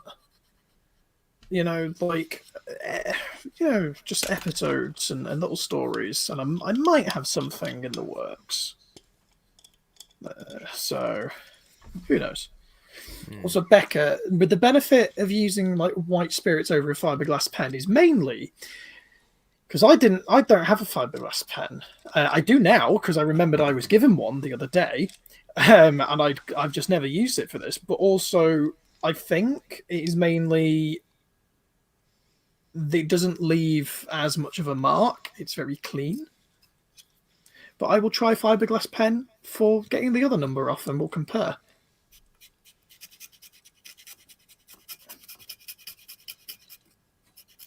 And obviously, with white spirits, if you drink it, then you've got a problem. But with a fiberglass pen, you do run the risk of getting fiberglass in you. Yeah, like when you get the wee shards of fiberglass in your finger and out there, it's quite painful. Yeah, the Reverend did make James to run on Farquhar Mark II. Yeah.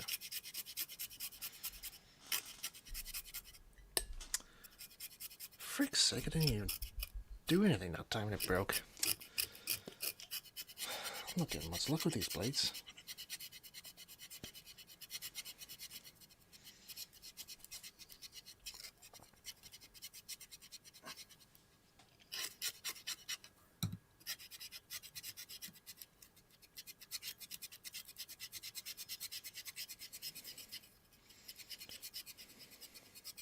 Right, my main takeaway from the fiberglass pen right now. This was a hell of a lot quicker. Yeah. But now let's compare finish. So I'm just going to wipe the fiberglass shards off with a old rag before I touch a thing.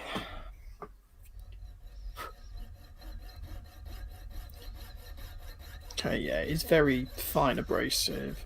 Honestly, I think the advantage of using white spirits over it is I actually had white spirits. The fiberglass pen has done just as good. It has left more of a mark, but because I am repainting this, it won't matter. I think if you are renumbering something, keeping the livery the same, use white spirits. If you are repainting something and want it done fast, use a fiberglass pen. There we go. That's our little conundrum sorted. Somewhat.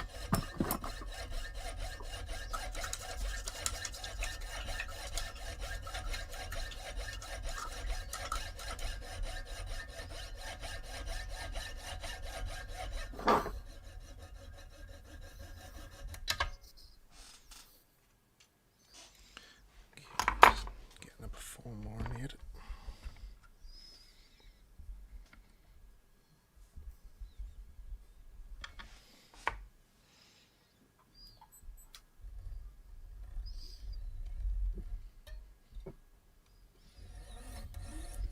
Now comes the moment of truth.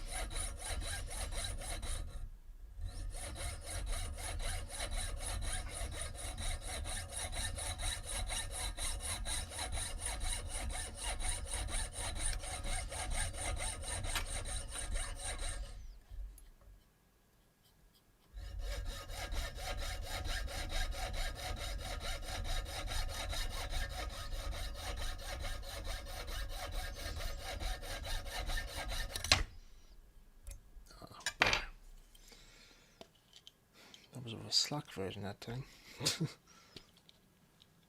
Yeah, you've got to get a very fine line between slack and tight. It's very annoying. Yeah, quite annoying.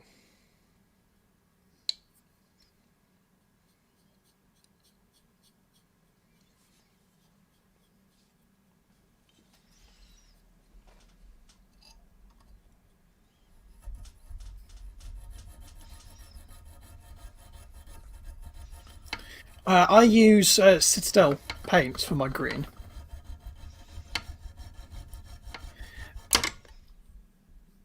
LNER A3, easy to work with a plastic or a brass kit. I want to assemble a kit myself, but I don't know where to start. Sounds like you've not made a kit before. Plastic. Don't go anywhere near brass until you've got a few plastic kits under your belt first. Because for brass, you've really got to learn soldering to get the best results. And yeah, just start with plastic kits. Not wrong with them. They're great. Get some of the Dapple ones. Dapple's a very good start here. So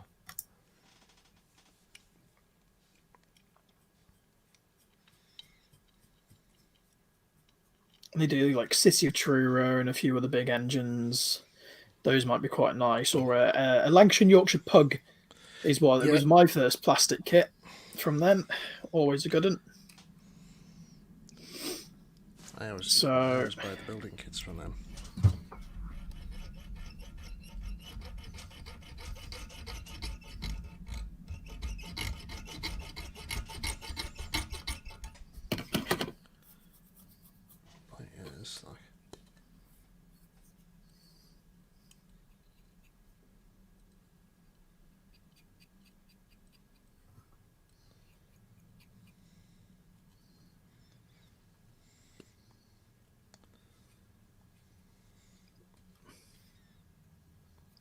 Michael, Luke,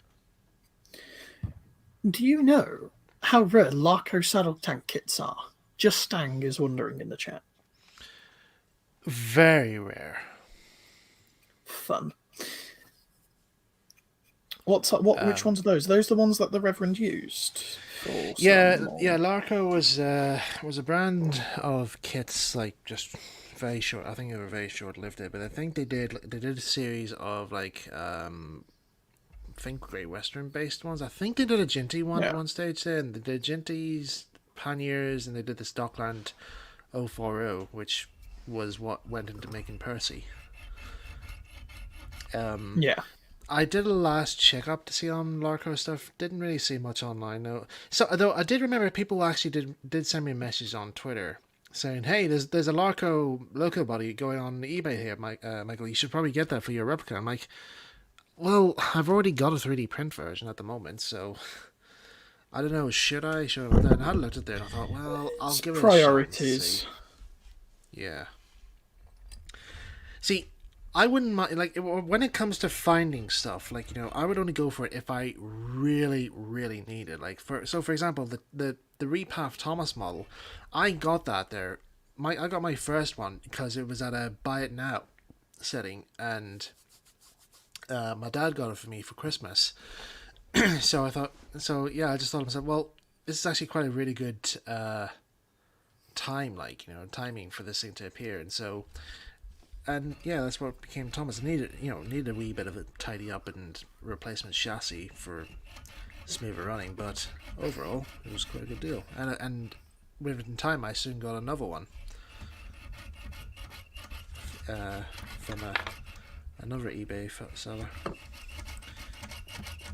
Oh well, I was running a blade anyway. So. Hello, Simpsons Clip 24. Essentially, we build models and talk. That's kind of the gist of it, really. The whole aim of this. We do provide, like, you know, helpful tips here as to how... Answers to anything you might want to know how to do if we know how to do it. It's just, you know, a nice way to share pastime. Yeah. Get rid of all the excess blades in there. So... I'd say I'll probably make the... I know, like, before the stream started, I was panicking because I was trying to find the pins to make up the cow catchers for this year, but I didn't realise how far in to this build I was going to get. And, I mean, we're just after the 2-hour mark here, and I'm like, I'm only, like, at the stage where I'm still built at the very starting stage of this. Honestly, I thought Henry would be a lot more green than he is. Yeah.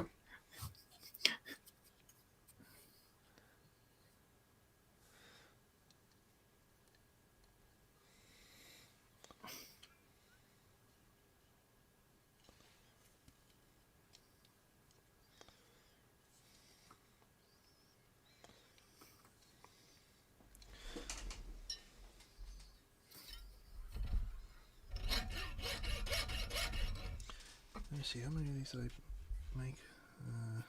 It is Henry that I'm making. So it's Hornby Black 5 that I'm repainting.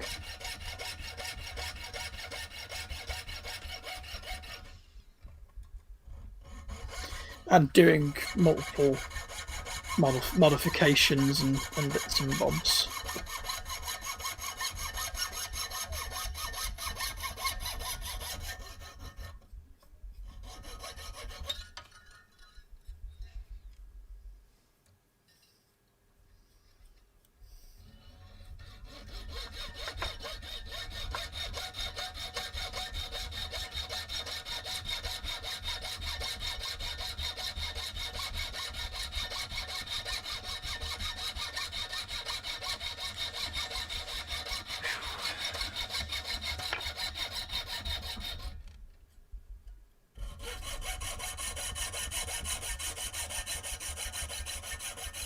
Michael, Beck is asking, what bits are you making for Toby?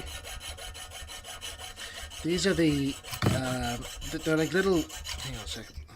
Just try and get this last bit here cut. Here we go. Right, so these are actually part of the steps for Toby right now. So earlier in the stream I cut these holes out for the steps. Now, this is one I did earlier. So on the original model, there's these I don't know what you call these little extrude bits here on each of the sides. So I'm currently cutting out small bits of brass to solder in between that there, and then come near the time when I'm actually doing the assembly of this here, I'm going to be soldering in the steps, or I might maybe just use some plastic art instead, maybe just to speed things up a bit, but I don't know yet, we'll see. But I've just got one more of these things here to cut out, and then I can continue on with the soldering. At long last.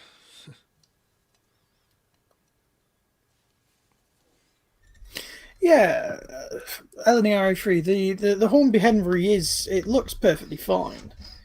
But I'm a bit of a perfectionist. I used to have a Hornby Henry that I had like modified and slightly repainted parts, but I absolutely just knew I could do better, and I wanted a super detail Black 5 like this. So I sold that about a year ago now.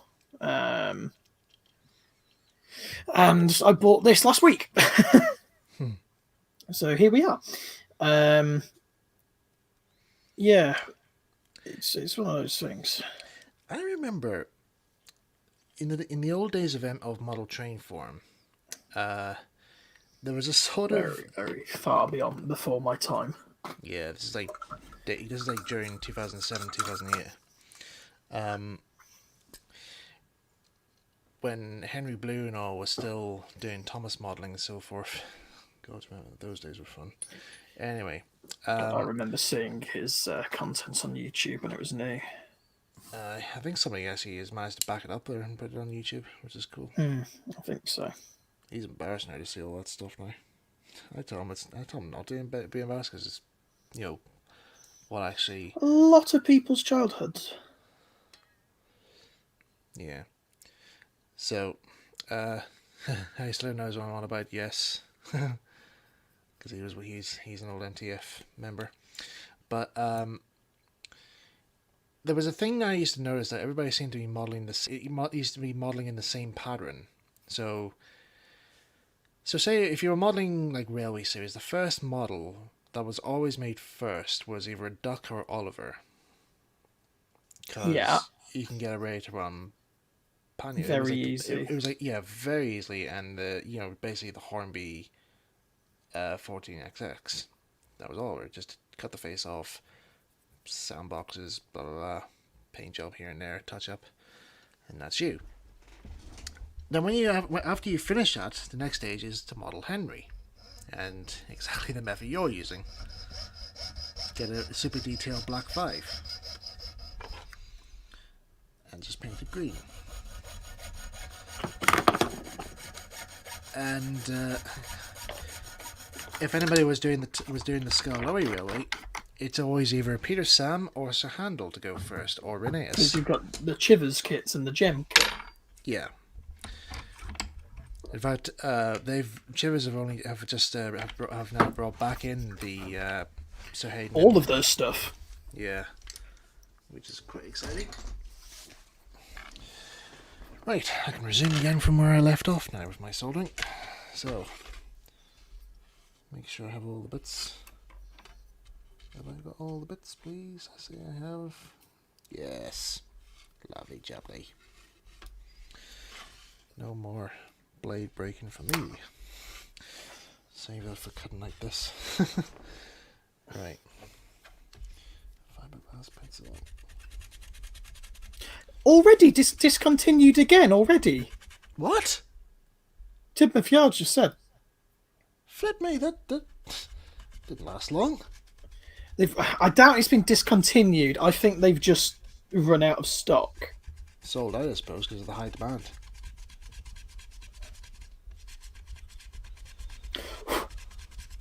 Unless they've weighed it up of... have not? Oh? We're getting conflicting results in the chat.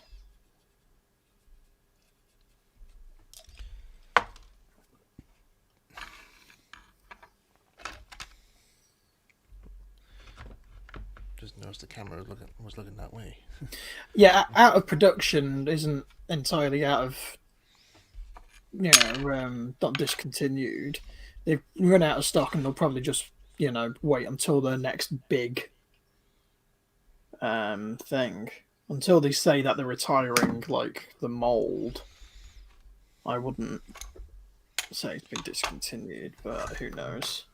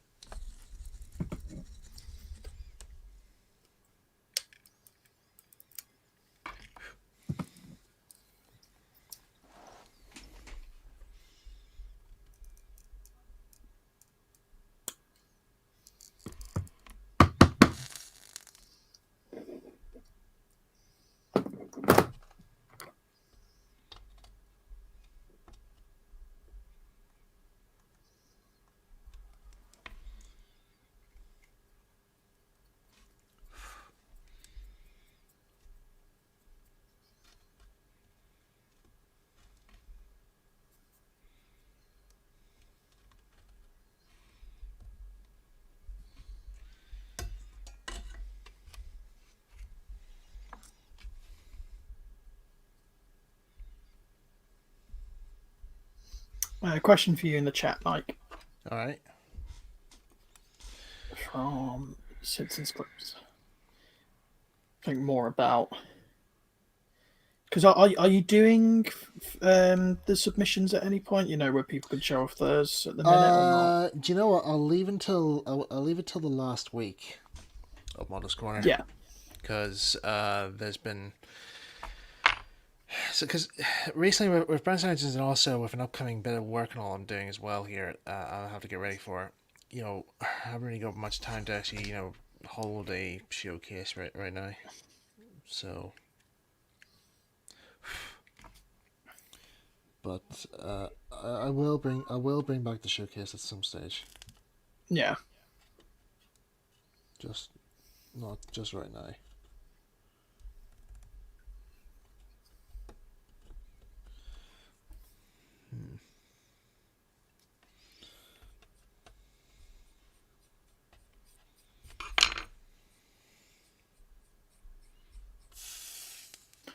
Also, Ben, I'd just wait for the Batman Quarry Hunslets.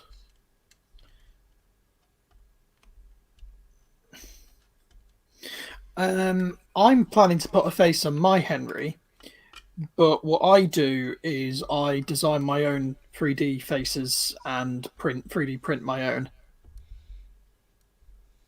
So that's what I'll be using.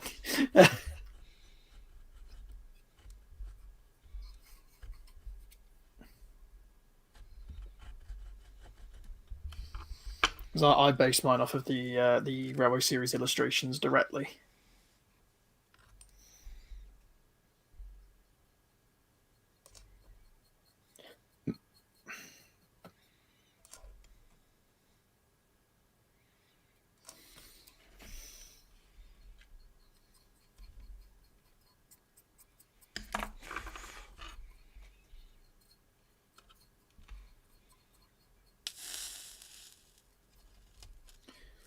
Oh, the satisfying sound of soldering.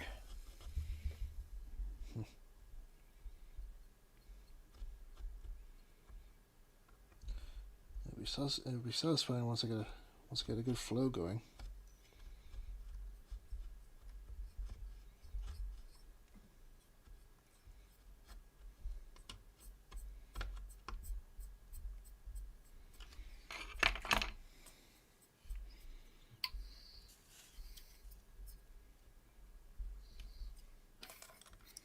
So slowly but surely looking a bit more like Henry.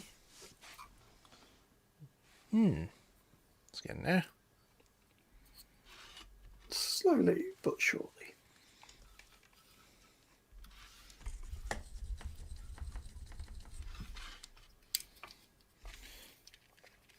I know my soldering's not the best here at the moment here, but I'm still a beginner. The only soldering I ever do is just mostly electrics. Yeah, it has taken me a long time to be able to do that kit. I've had them since January. No, February, but yeah. I remember February when you could actually go to a model railway exhibition. Oh, what? I miss those days. In fact, I was meant to be part of one this year. No, the one that I went to was my local that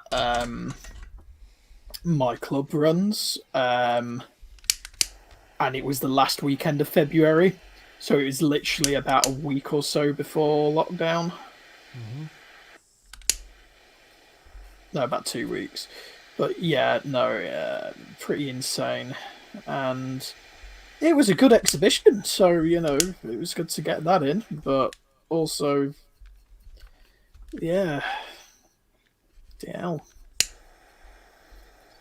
Doesn't feel like it was this year.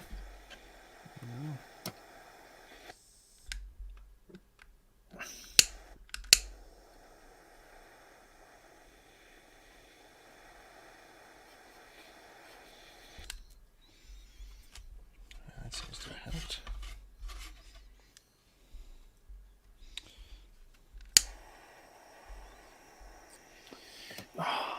People are painting the running board and those bits anyway, so it doesn't matter if I get green on them.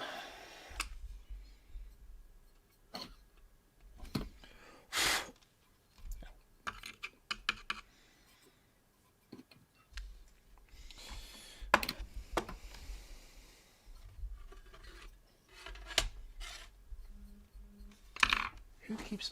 Hang on, my phone keeps going off here.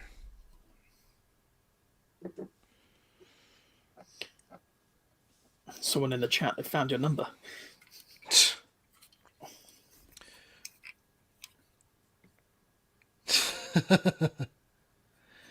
No, it's only from some folks from my men's shed. Basically, I said earlier that it's my nephew's birthday tomorrow, his 3rd birthday. I made him a wee train table for his Tomy stuff, and I posted a picture on my men's shed's WhatsApp group, because they want to, like, they always want to say, like, if you got any home projects and all you're working on, like, they're show us and be sure to take pictures and send it in to us. I showed it to them there, and somebody just sent me from the shed sent me a gif of James spinning around on the turntable. So I always find that to be very fun. Okay. Oh.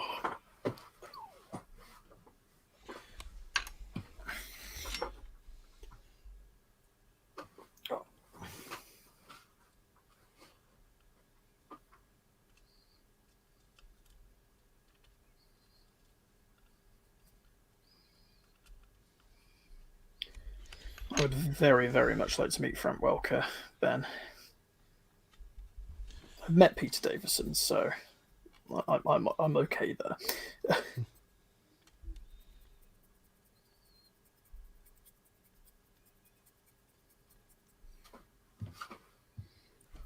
Sorry, I keep realizing I keep covering up what I'm doing with my hand. I need to, like, work at an angle to show it off.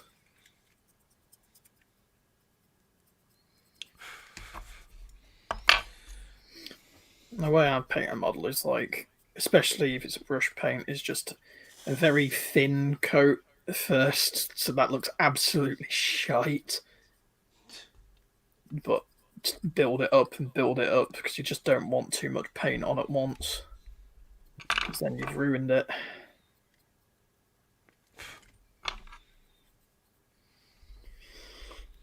This is like the opposite of weathering. I applied a light dusting of green on top of the boiler.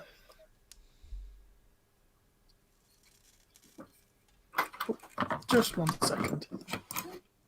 All right.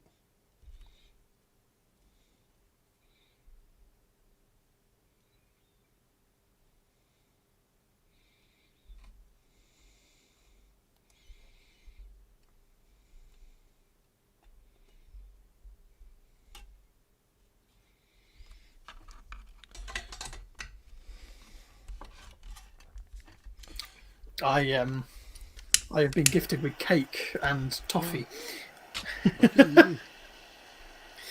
Well, I helped make the toffee, so God, even better. that's fun. It was meant to be fudge, but it ended up being but it ended up being toffee. A little bit too much honey. It's a bit like a red dwarf, that there. Like, Lister comes in with a cream cake, and he's like, "Hey, did you make that? Aye, it's not too bad. It was meant to be roast beef, but there you go."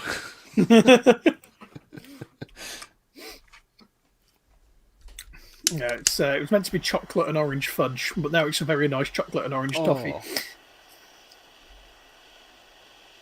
It is really nice. The chocolate orange seems to be getting a huge popularity here. Yeah. Absolutely love chocolate orange. It's weird. I'm not a massive fan of orange in general. I like fresh oranges, but, like, I will always choose apple juice over it. And yeah, it's one of those things where it's like, I don't dislike it, but it's also something I never really choose if there's an option.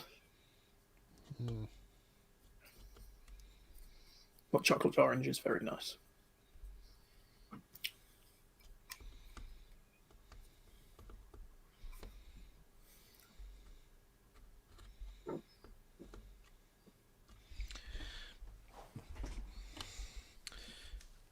38 minutes left. God. We're on a time limit now, boys. I know. Can I at least get something of these side skirts made? It's the carpet gods again. They've made a deal with the soldering gods to stop you.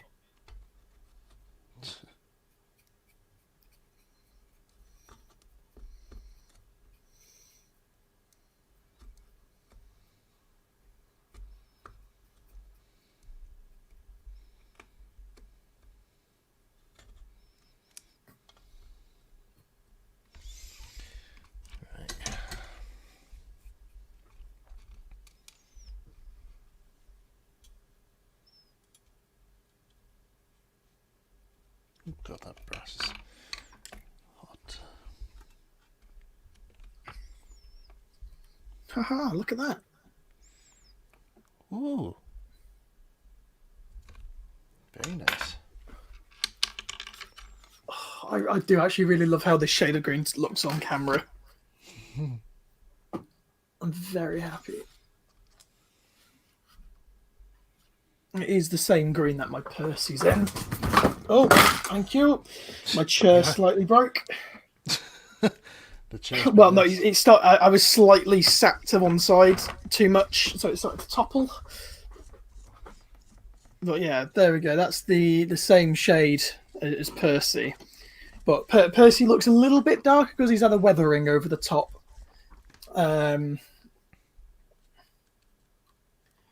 So yeah, no, I'm very happy with how these two have turned out.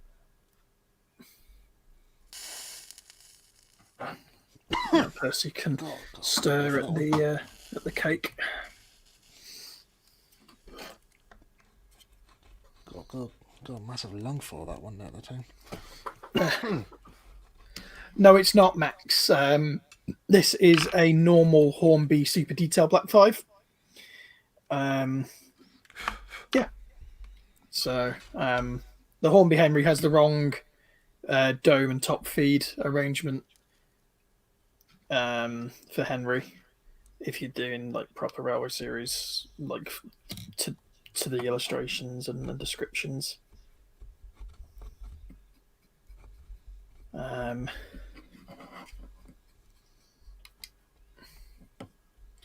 Luke name channel.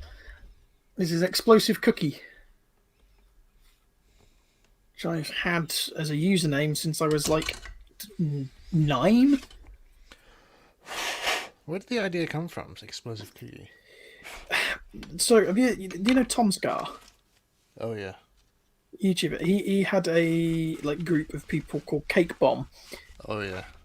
So it was a play on that because I was a fan. Well, I still am, but they don't use Cake Bomb anymore, so I've slightly outlived them. Yeah, it's now Turbo Punch, isn't it? Yeah. Right. Back a wee bit. There we go. That is the origins of the username. Well, it's It was done in the woods behind the school, my primary school, in year 6. So maybe I was 10 or 11, actually, not 9. Yeah, at least it's better than how my username originated. Oh, Yeah, I live in a white house and I make films. fair enough. That's basically it. Oops. Sorry, camera didn't realise it was that soldering was that much of a thing. Come on, you little bugger. Straighten up. Yeah, no, I've met Tom Scar a couple of times at I went to I go regularly to NCM Comic Con Glasgow because I've got quite a few friends up in Scotland. So, and he tends to go to that.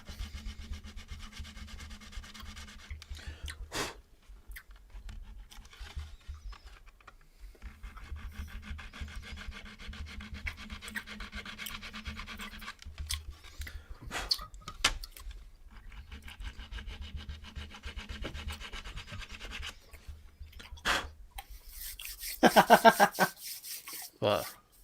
You are Mr. President. Oh, White no, House Films. No, it's a different White House altogether. I must actually admit though, when I did that trailer for Branch Engines where it had me asking Ringo Starr to come in and voice Thomas, that was the only time I actually thought about just referencing doing. I know I know earlier on we said we shouldn't be doing political stuff like that, but that was the only time I was actually I actually let myself get away with doing a Trump joke. Just saying, like, when Ringo asked me, like, are you a filmmaker for the White House? And I just looked down at the floor, embarrassed, and like, no, it's a different White House altogether. Anyway, so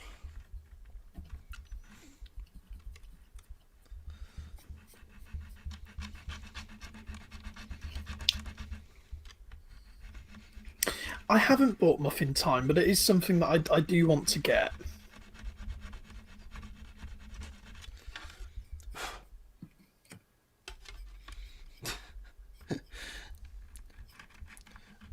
I remember there used to be an old game I used to play that we used to have the game of. I don't know if you remember this, Luke. It's an old board game called Don't Wake Dad. Oh yeah. Who else in the chat remembers Don't Wake Dad, the board game? Where you have to basically try and do stuff on the board without waking the robot dad toy, I think. And if he does wake up, he has the most funniest like scream. He just wakes up and he goes, "Whoa!" And that's it. Bit underwhelming, really. Yeah. But then again, like, who needs?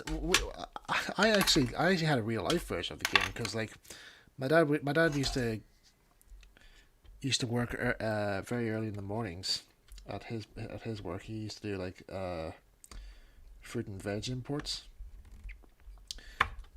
and when he comes home, he would always lie on the couch, and so we would have to make the most of whatever time we can get of watching television. And then once he arrives, he's like, right, I need to sleep, and I'm like, okay, and we have to be as quiet as we possibly could. And if we left anything in that room, we have to do like impossible. Like a Mission Impossible. We had to do like a sort of a Mission Impossible thing to try and not wake him. And no matter how quiet we try and be, he would open one eye and see us, and he's like, "What are you doing?" I'm like, "Trying to get something." Right, I'll just be quiet.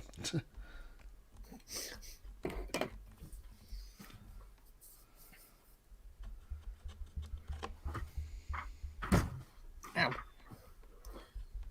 I can fix that later.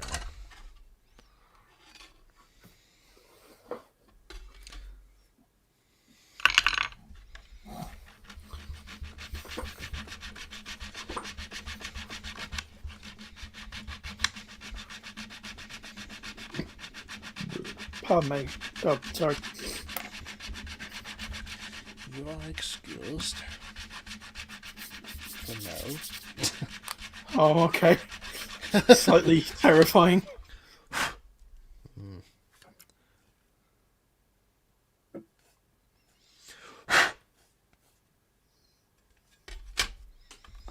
It's the Michael White Mafia. They'll be after me. Well, you shouldn't have you shouldn't have too much trouble because there's only one member of it. Oh, good. Well, that's easy. Who? Obvious. No. Who? Well, I can't give you their names. For all we know, they could be listening right now. Oh, I doubt it.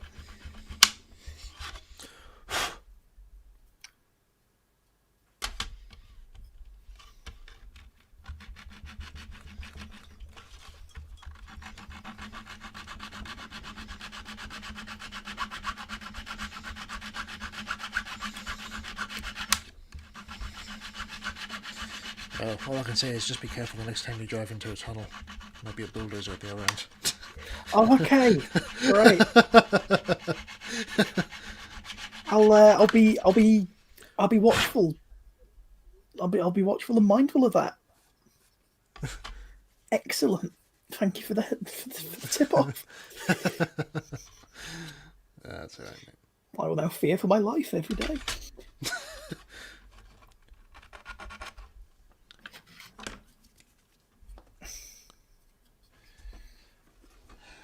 Where did that file go?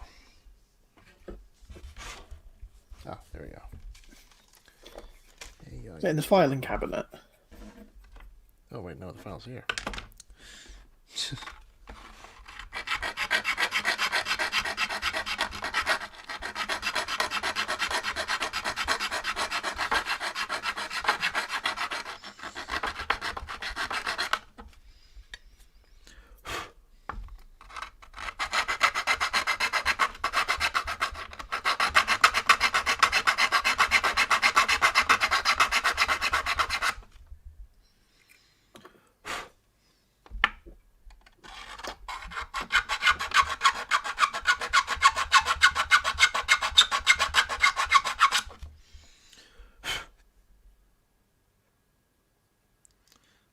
It's not the best job it could do. It'll do.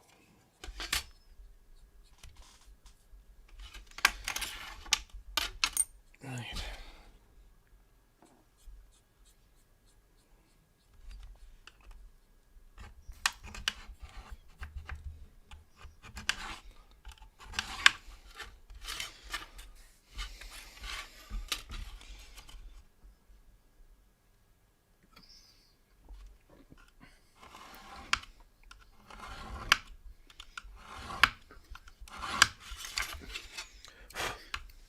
Oh Lord! What? And just Cymru boat guys. This is also on the North Wales coast.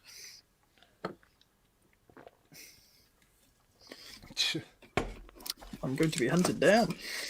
Oh dear. Well, don't get quartered in a single box like I did last March. Very easy that at the Talyllyn. You don't have any signal boxes. Blog posts, on the other hand.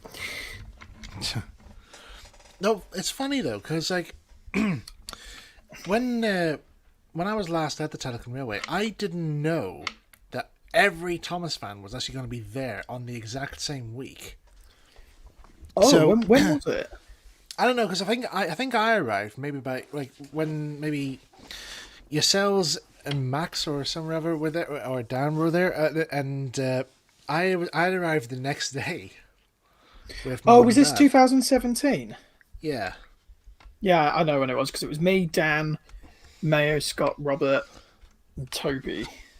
Yeah. We were all there the day before. Huh. Oh, that's odd. Got that. I didn't even know you were there the next day. Yeah, because I was I was actually in Wales just for this like for a proper summer holiday, and we got this nice caravan up in the valley, and what Was it made to include Hen?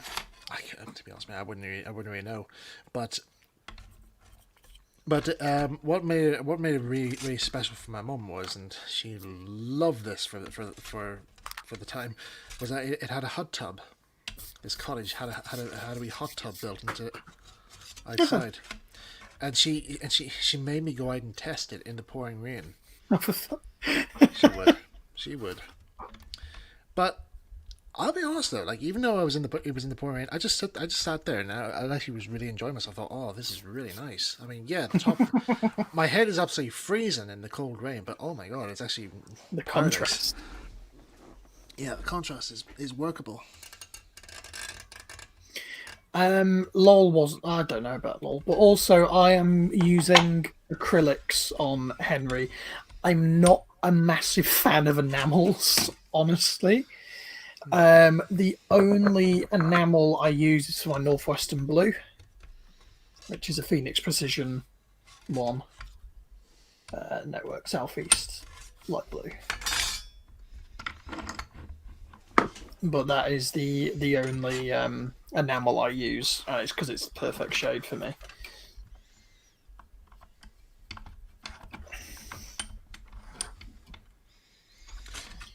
how do I cut this now? What's the best way to go about this?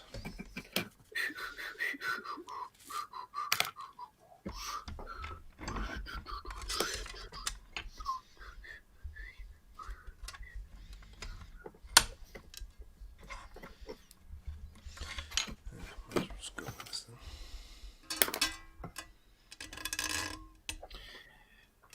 then. Josh, I do like Luke the narrow gauge engine.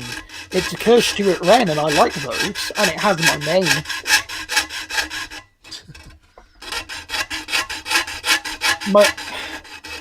My mum, 1 year, for Christmas, without me knowing, she had bought the take and play of Luke and the take and play of Ryan. And essentially, she gave me one and said, "Open this one first," and it was Luke. And I was like, and then she gave me another one to open. I opened it, it was Ryan. I was like, for fuck's sake. So I had Luke Ryan. Yeah.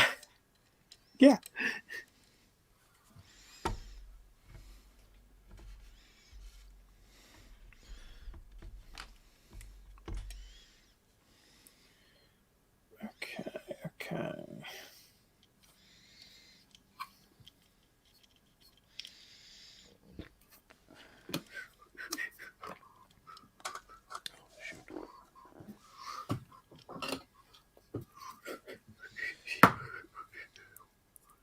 Come on, open up. Yeah. Ow. I don't have a lot of black paint left. Hurrah. Funny, I literally had a postal delivery of some more black paint from Tamiya. Yeah, that's exactly the type I use.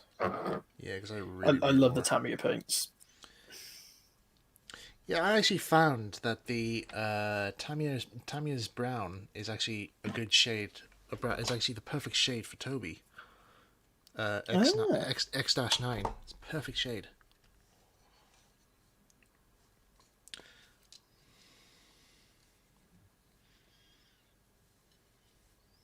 I'm just touching up again. I need to get it in camera. I'm sorry.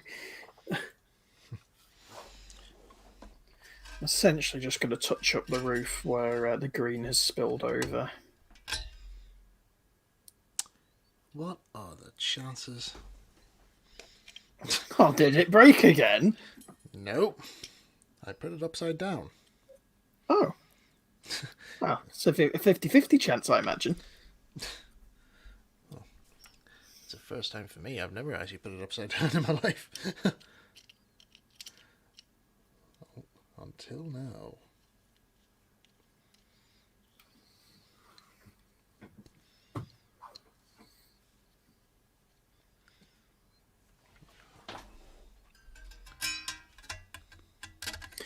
Henry's running board will not be grey, it will be black. Again, Railway series. So, sticking with the illustrations and what would actually be used on a proper engine. You'd forever be bloody cleaning a grey running board. Cleaner's probably ripping his hair out saying, which is the ash and which is the board?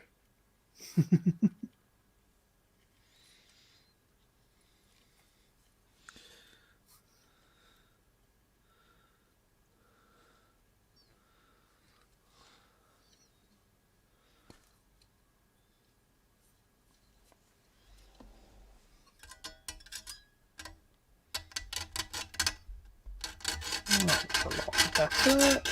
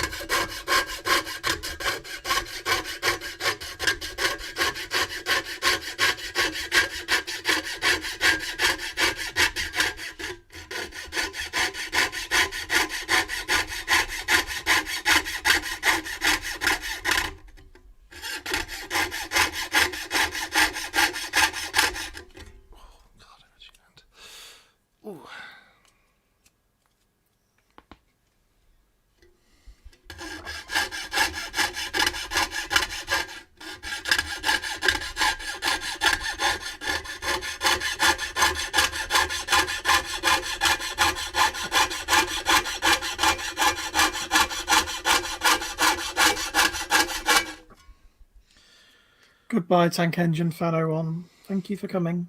Goodbye, mate. Thanks for tuning in.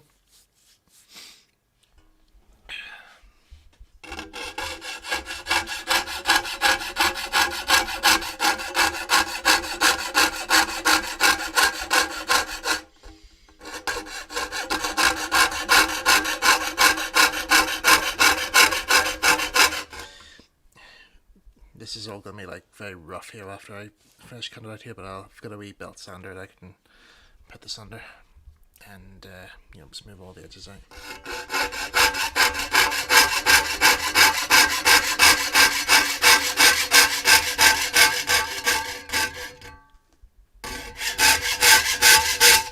Oh, bugger. There goes another blade.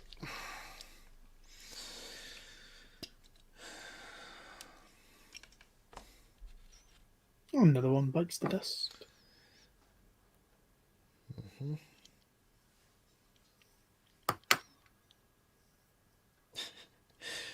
One of these days I'm going to do like a compilation of all the bits that takes place on Modeller's Corner. Like just do like a compilation of all the funny bits. Or like bits that everybody remembers. And just probably have the Queen music play over this one. Have like a counter. Let's see how many blades Michael goes through. Boom, boom. Bang, bang, bang. And another one gone. And another one gone. Another one gone.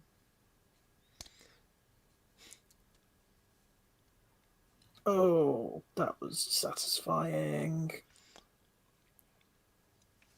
What is? No, I just managed to paint a nice fine line of black down that side of the cylinders. Ooh, nice.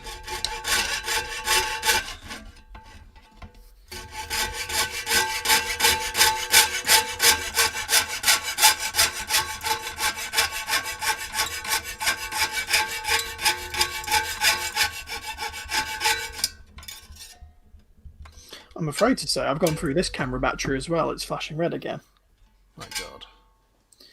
But I think we're nearly coming to an end anyway, aren't we? Yeah.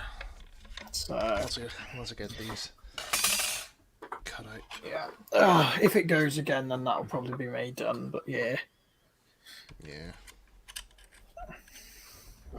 I'll go to bed. Early night.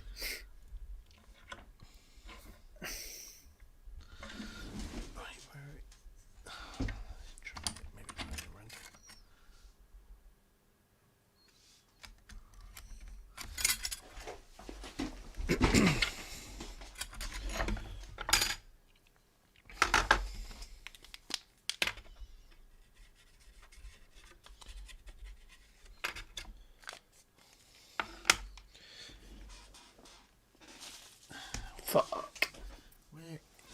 Where's the cloth gone? Whoop. Here we go.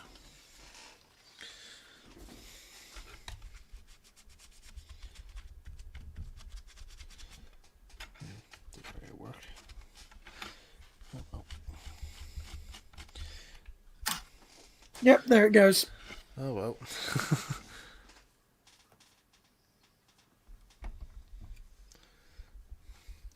Still, it was nice seeing you, Luke. No, it's been yeah. No, thank you for having me on. It's been lovely to be back on. I would have liked to have been on more. But the camera won't let you. Well, yeah, the camera won't let me. But I just in general, like the past few weeks, and I had said obviously I'd want to come on, but just life decides to go. No, you need to do this now. So it's just wonderful. Just to get that chance. Lockdown's good for summer. Other than, stopping COVID.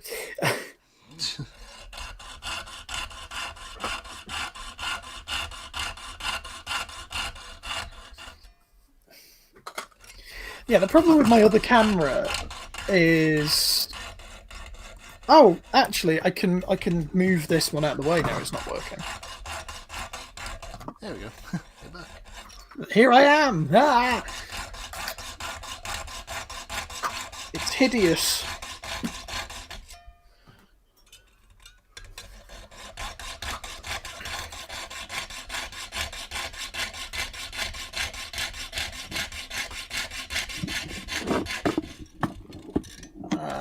I'm going to try and...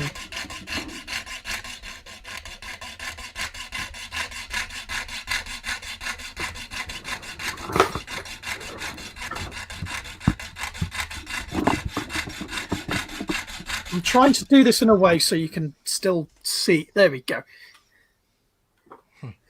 Oh, pardon me. So the top half of this frame here is all the way, but it's going to be all zigzaggy in a way. But hopefully I can trim both of them, sand both of them down. Fingers crossed.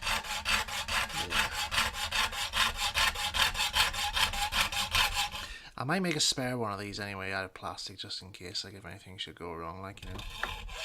Yeah.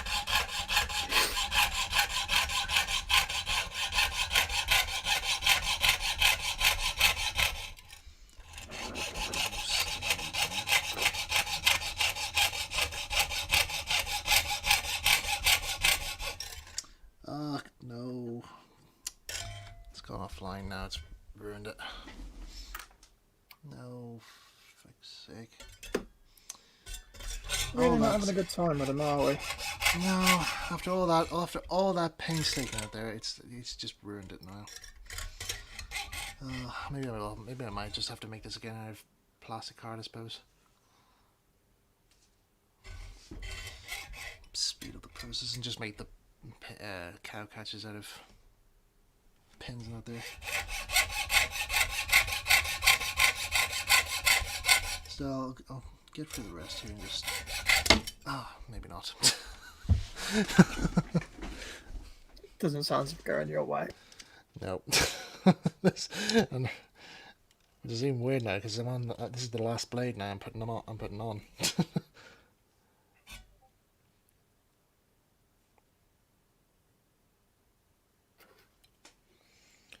I've got a message that are coming through right now here, so on Discord I'll answer later on as I'm finished.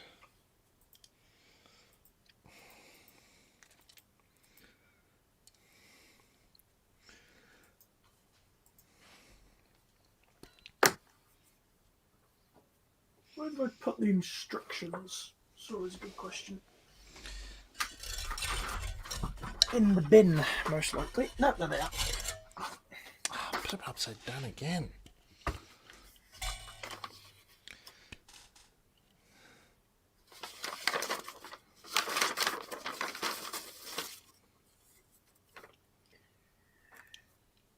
Might be harsh, Audrey, but I think if they laugh at you, then, you know, are they friends? Hmm. It's my humble way of seeing it. Just model what suits you best, mate.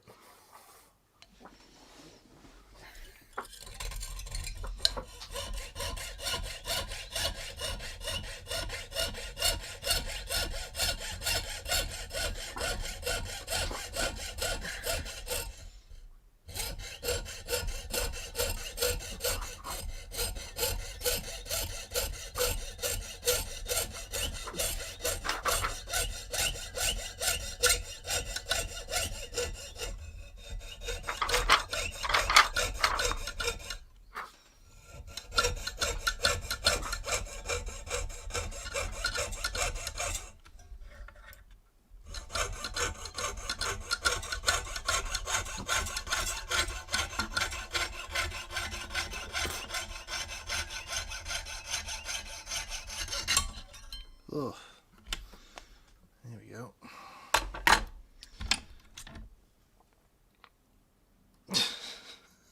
Jeez. Yeah, this looks pretty bad. This looks quite bad. Yeah, I think I'm probably gonna have to make these again, probably out of plastic. brass, scratch building out of brass has its good points and bad points, but Scratch building, full stop. yeah. But yeah, so there's one side, okay, and then here's the other. Now you can see here where the blades was going straight for a bit, and then it just dipped. I was like, no. Would a better thing might potentially be having a look at what you can kind of do in, say, oh bloody hell, words don't fail me. Scoring. That's what I was doing. I was scoring. I scored the thing there, but as a But what I mean, instead of doing like score it quite deep, quite a few times, and bend and flex until it snaps off. Yeah, possible. Not saying that probably won't work there. Own the other thing I can think of. Yeah. I need to do I need to do a quick bit of soldering now. Well, I think maybe for next time, like if I do, if I do another Toby build thing here, I think I'll rebuild these again. But maybe not go for the brass method this time. I know this is going against my true replica right there, but it's a question of do you want to have a perfect replica? See, because down to the materials of it doesn't look quite right because you can't do it, or because plastic card. Because there's not really much difference really for painted plastic card to brass. Because it's all going to be gloss anyway, so.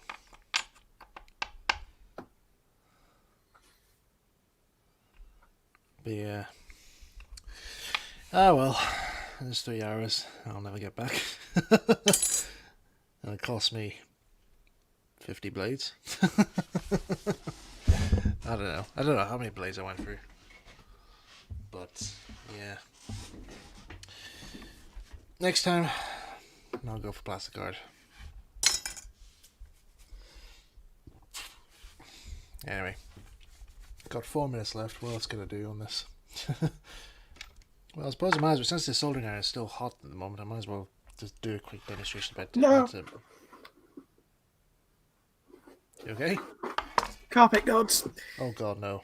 I've got the piece. Ha! You thought you would get it this time, you.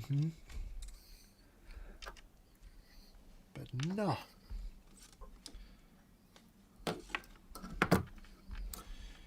Right, let's see. It's matching how it shows in the diagram.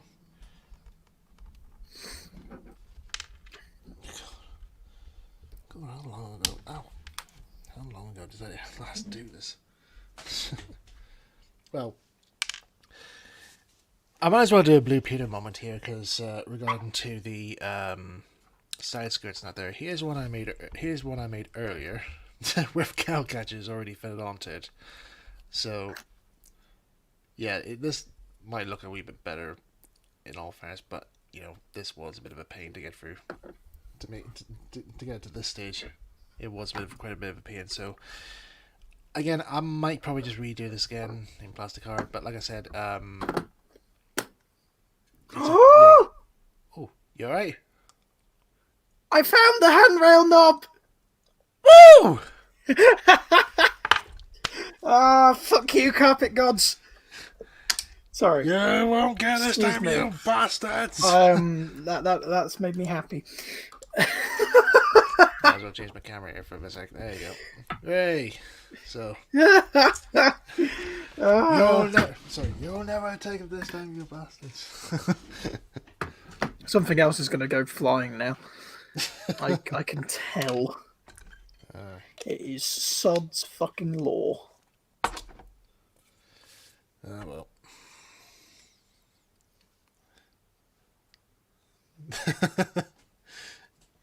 Max, that was a noise. That was a noise we made. Yeah, I wasn't expecting to find it.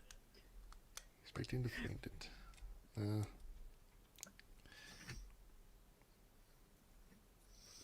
Right, I'm got a very, very sophisticated soldering rig, which is there's a little hole in the wood where the piece is fitting in, Right. and keeping it propped up. So now, drop of flux, a bit of solder, a little solder. Hiss, hiss. Ben saying something else will go flying now. Then it just goes loses another handrail knob. No, the soldering just went terribly wrong. Oh dear. Or did it? Yes, it did. I think it melted the piece.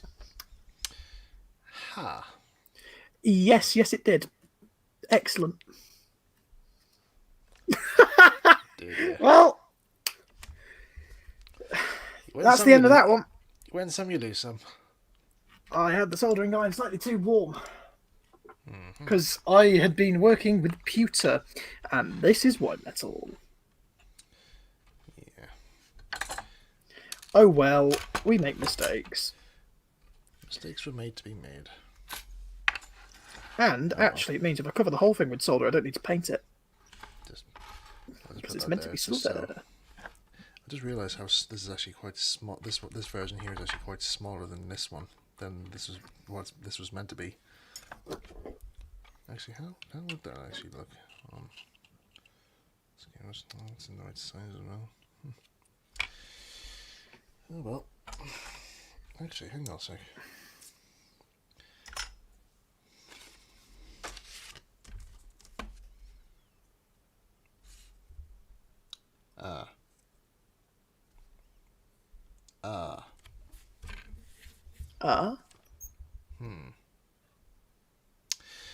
Right. I wish I had remembered this last time. Right, so you know this strip brass here I have? Yes. It's the right width, well, nearly the right width for this. For the side skirts. Ah. And yeah, I spent the last 3 hours just scratch building using these when I had these the whole time, so yeah. Oh well. Oh yeah, so essentially what I've done to counteract my fuck up is I've now just coated the piece with solder instead, so I don't need to paint it silver. Oh, big brain, Luke, big brain. Keep telling yourself that, and it will happen.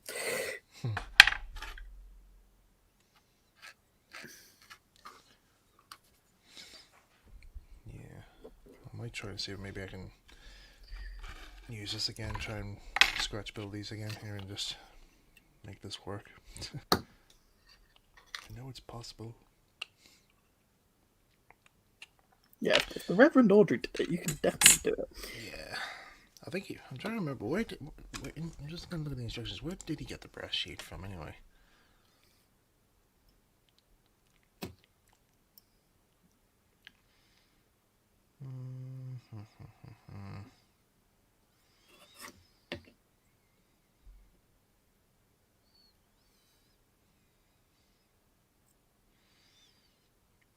Nope. Yeah, that was it. Oh no, wait, that was for the other thing, wasn't it? For the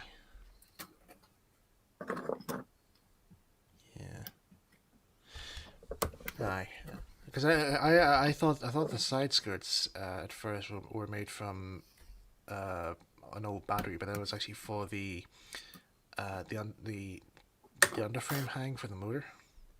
Mm.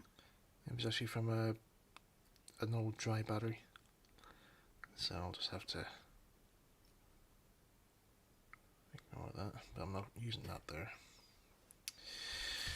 Oh well, it's not an exact replica then, is it? No.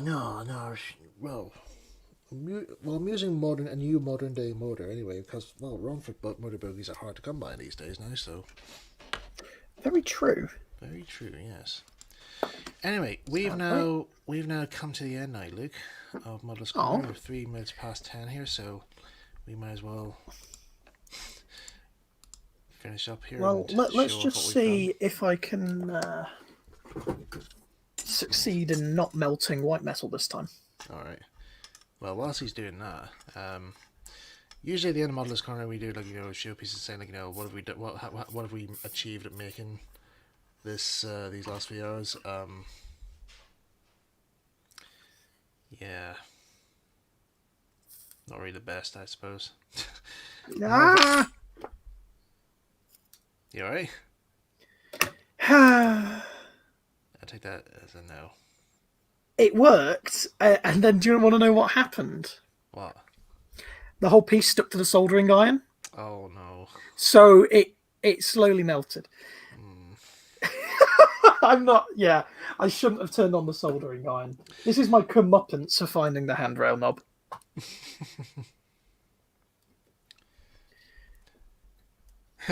Michael made it Hey, through like, without breaking out the chocolate. That's a first. Ha! The joke's on you because I was actually eating chocolate throughout the whole thing, and you guys didn't even notice. Ha ha ha ha! Your master plan. Ah! Who's laughing now? Well, there we go.